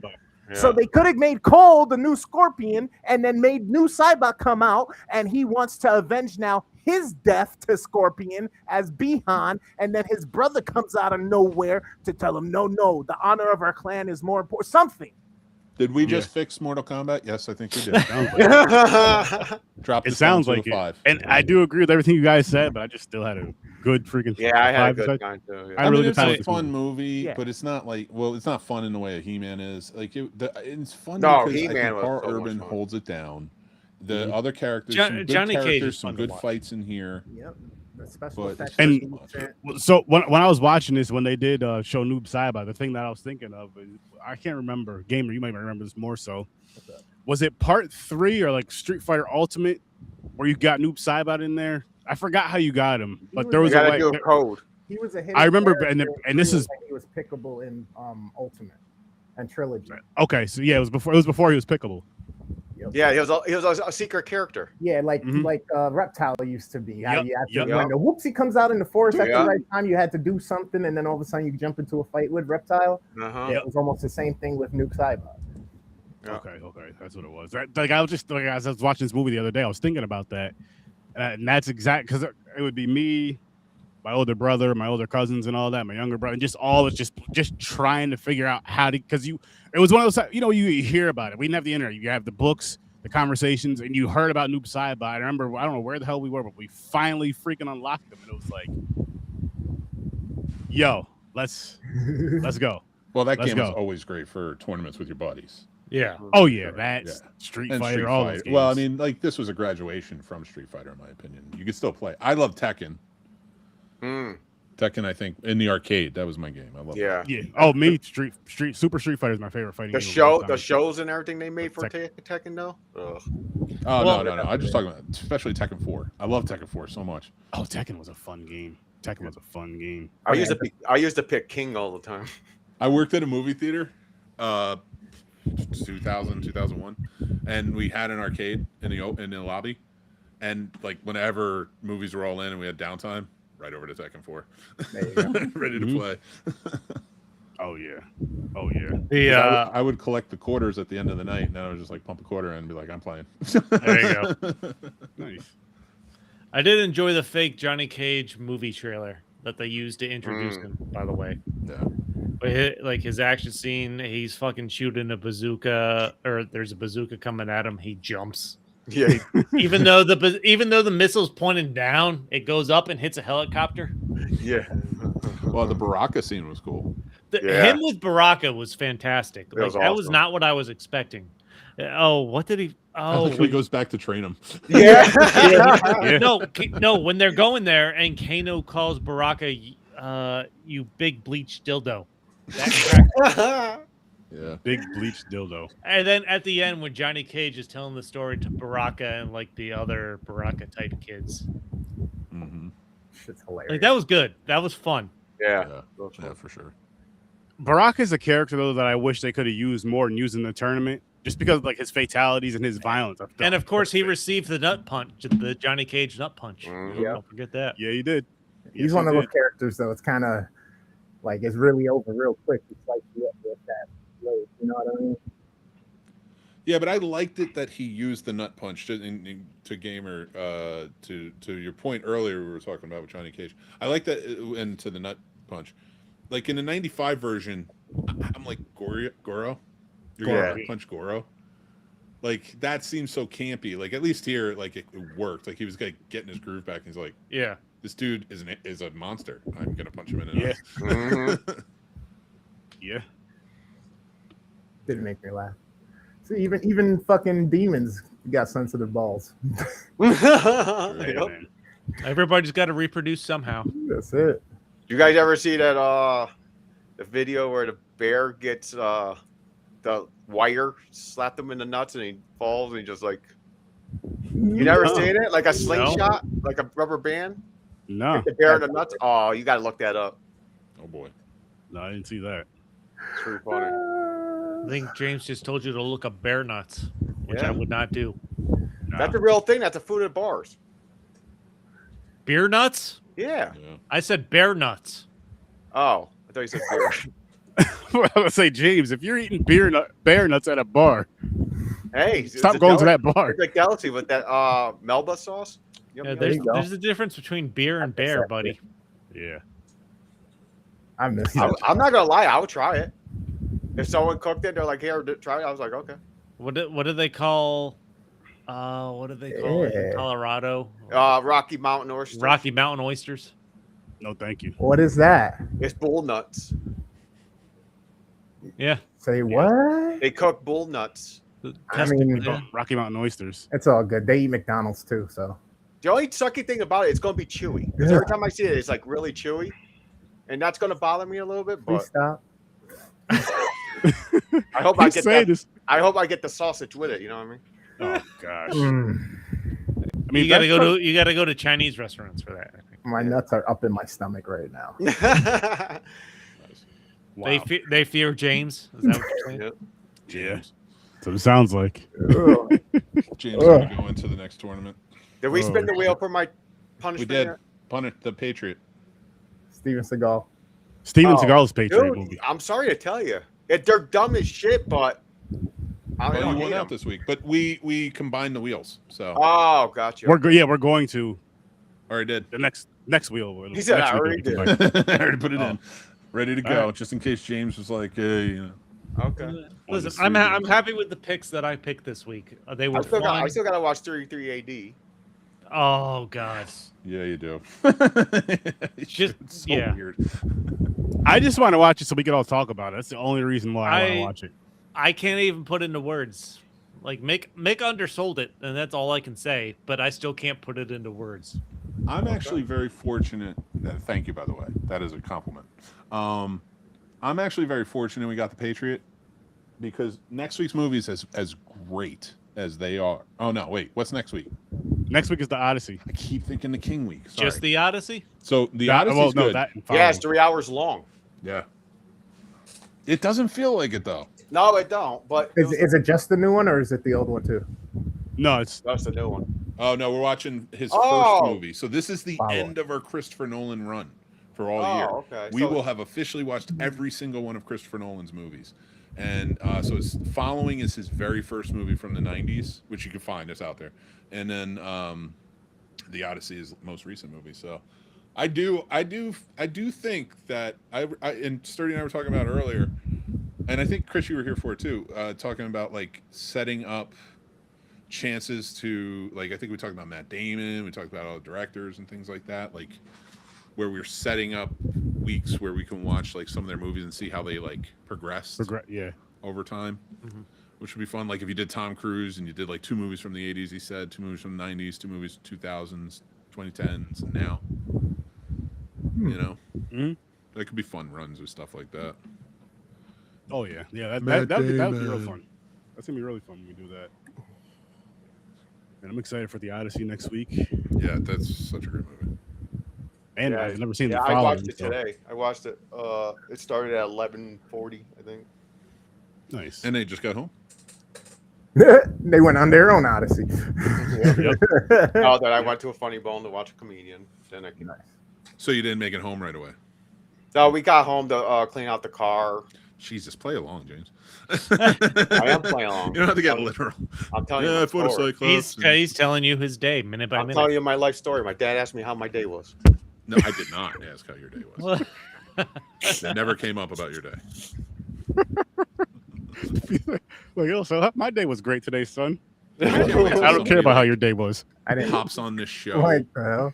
Like finds us brand new, and it's just like me being a dad to James, and they're like, "What is happening with this? Yep. Is that really his dad? Yeah, he's got more gray hair than the other guy." Sometimes that happens. That's true. Yeah. For everybody watching now, you know it's not true.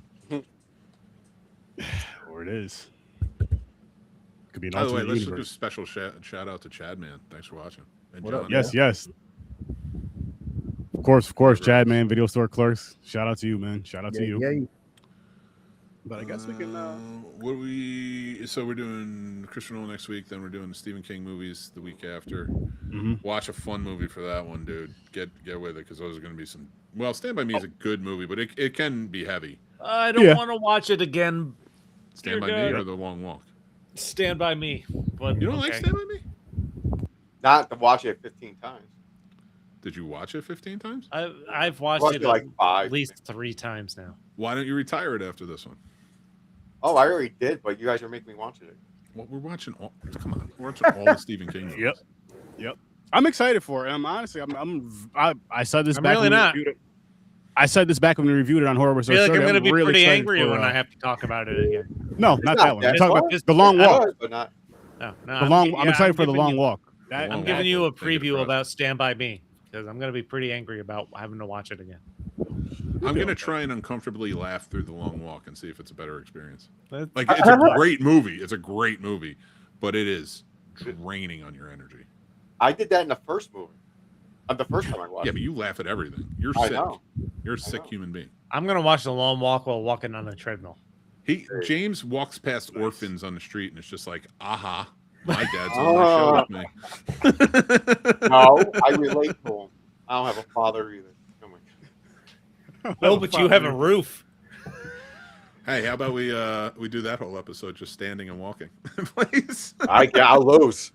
I'll last like 10 minutes, maybe. I had to sit down at 2.5 or 2:15, 2 hours and 15 minutes. I'm usually standing for all of these. Fuck that. How about this?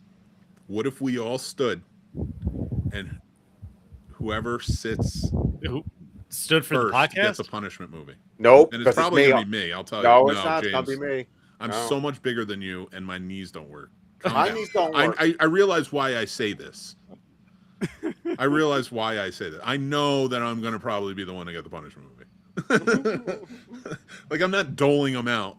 So I just got to beat you, or I got to outlast Mick. I'm doing good on the push-ups, though, and the lifting. Same. I think we should. I mean, why don't we do last? If we're gonna do that, why don't we do last man standing? If we could figure, as long as we could do it, so everybody can have their camera set up right and everything. Ooh, how about a reward for the last man standing? Hold on, I got an idea. Give me a sec. We'll give you a medal. No. The week after. Here we go. Either we could do the week after is. I only want my reward as an NFT. I only want my reward as a digital NFT. I only want investments. I have to figure out how to do it first. You want to lose money? The winner could pick the movies, or they can get a free pass for the year again. Ooh, I'm down for the free pass. I need another one.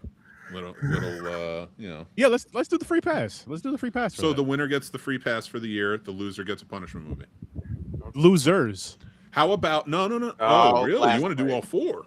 No, because I feel like if we're gonna do it for the long walk, because it was only one winner, everybody else was lost. I feel like it should be last man standing. The winner gets what you call it, and then the losers get a and it's one punishment move. Everybody gets the same. It don't matter. It makes no sense. I know I'm losing. I know I'm losing. So you're basically saying, just give me the punishment move. So cheap. No, I got to outlast Mick. He can have the punishment. Yeah, all right. Let's just do the low guy. All right, I'll take the hit on that one because I know my knee's going to give out. And just do it in a way where it's not embarrassing to you. Like take yourself out if you can't anymore. Sit down and then set up, and then that's the person who got out. All right. At least that will, because I'm telling you, those movies are going to drain because they do have some really, really hard moments that are going to stick with you. So that's why I'm saying, like, maybe if like we're moving, it will be more fun. We'll do something a little more lively. So, next question is: are we doing this? Are we doing this for the whole episode, or are we doing it just for the long walk? I said we do it the whole. Well, no. I'm not. No, I mean as far as the not hours worth. No. The review portion of the episode. The review portion of the episode. I say we start around 8:30 when we do the reviews. That's usually when we begin, and then we go until we're done. So okay. So that's 5 minutes. I can go home. I mean, what? I said I'll be in 5 minutes. So can I go home? You are home. Well, I'll even make a little excuse us while we get ready, sort of thing to put up, so that way we can get ready and talk well, but we don't have to do it, and everybody's watching us like sit up and everything. Stand when up. Are we doing That's gonna be fun. Make laugh challenge. Which one? That make you laugh. Laugh challenge. We can do that next week. I think we should do it during the long walk. Yeah. Actually, you know what? That would be a good way to go into the review and all that stuff. Yep. That would be a good way to laugh too after we watch these movies. And kind of loosen up, laugh and all that stuff before trying to stand for however long everybody can stand for. But that's 2 weeks from now, so prepare for it. Walk in place or something. Get used to it. Because again, next week, I have nothing for. I got this. Hold on. If someone told me write down I can dress up for something that you hate most in life, walking's in the top 5. Just letting you know. What about running? That's number 1. I am Odysseus. There you I go. need to go home and eat some hot buckets. There you go. Dude, I would put that on and walk around Walmart. Hey, if the broom handle breaks, you could just use that with the dustpan. You're good to go. What's up, Johnny? True. Gone with the wind. We did already. No, did we? I don't remember reviewing that. No, I don't think we watched Gone with the Wind. I've never done a Gone with the Wind on here. Oh. I think it's a fantastically made movie, worth a watch. Just long. Yeah. Is that the one where they separate at the airport at the end? No, Gone with the Wind? Wait, what's one that's Gone with the Wind? It takes place during the Civil War. Yeah. Oh, I don't remember. Yes, that's the one in the airport. Oh, see? Then what the fuck? Airports in the Civil War. Planes weren't invented till in 19. No, where he was like, see you later, kid, or something. The fucking guy gets on the plane. Who? That's fucking what is it? Shit, I can't. It's on. Johnny says he'll come back on when we do Gone with the Wind. Casablanca. Yeah, there you go. Yeah, that's it. Okay, my bad. But if we do Gone with the Wind, we should only do that because it is Good, a thank you. I thought you were long going to say movie. we also should do this one. I'm like, Mick, you need a sometimes. No. You should only do Gone with the Wind. Like if we do epics like that are long, like if we ever get into that or we want to do an epics wheel, we should like Ben-Hur or something. It should just be that movie because it is so long. Great movies, but so long. There's a lot to talk about. Mm-hmm. That movie's 4 fucking hours. Word. I say we and watch 56 Cleopatra too. Cleopatra, and I got some really fun tidbits about that one, especially involving cocaine. All right. Gone with the Wind with the. He's got the white man's attention. The cocaine part. Yeah. I mean, I would do it if you got no wait. You would do it. You would do. No. cocaine? That's why I was like, let me rephrase that. I would watch Gone with the Wind. Like if we were reviewing it, yes, I would do that. Fine. I say we make an epics. We start talking about cocaines and Sturdy goes, yeah, I would do that. I tried to stop and rephrase it. Well, if cocaine we do, white man's attention. We're saving that for Cocaine Bear and Cocaine Shark. If we do, I want to add the 1997 Odyssey to it as well. Okay. Because I think it's worth checking out. And it involves the gods more, so it has more of the story in it. All right. I'm not opposed to that because it'd be good to have those one-offs for those long-ass movies, and you could really get into a good conversation about it. So yeah, I'm not opposed to that. I think it's a good idea. You think Troy's a good one to watch before watching the Odyssey? Yes. It's so Troy is worth it because it's the best version of the Iliad. Okay. It takes out all the gods, which sucks, but it still kind of works. You have Sean Bean in that plays Odysseus, so you'll get that, and Agamemnon's played by like Brian Cox. So like all the characters are there. It changes up the ending of the actual story. Like Achilles, Hector, Paris, they all die before they even breach the gates. Yeah. And you'll know what I mean when you watch it. But going into the Odyssey, I think if you wanted to watch the Iliad, get an idea of the Trojan War, that's a great movie to watch. I watched it before I went and saw the Odyssey in theaters. Nice. Now Achilles the one that if you bite his ankle, he dies. Not bite his ankle. He Bite shot his an arrow through it. Yeah. That's why That's it, and he dies? Achilles heel or whatever. And He said you bite his ankle and he dies. No, what it was, the story shit. of Achilles is when he was born, his mother dipped him into the river Styx to give him like sort of like this the godly Can't die, armor where he can't yeah. die. But because she held him by the foot, that didn't go in, and that was his weakness. Dumb. He basically became a fucking Super Genesis final boss. The one spot to aim at and hit 3 times. And you'll see too, the character who does it is like he's like kind of a bitch. The point I don't understand it is because why does it have to be the ankle? Do something where you can actually die. Because I literally told you why. No, I know, but I'm saying if you get an arrow, it's a 3,200-year-old lore about gods and the river Styx. It reminds me Shut up. It reminds me of Skyrim. You get shot in the knee, you're like, you're dead. It's a 3,200-year-old story, James, that you're picking up. I'm too tired and sick for this. They got it wrong. Watch the scene, snobs. I'm too tired and sick for this. Yo, that back and forth was literally like you yelled at one of your children. Like, this motherfucker's just not listening to anything. He just keeps saying the same shit over and over. That happens. Johnny, that's not true. That was George Washington Carver.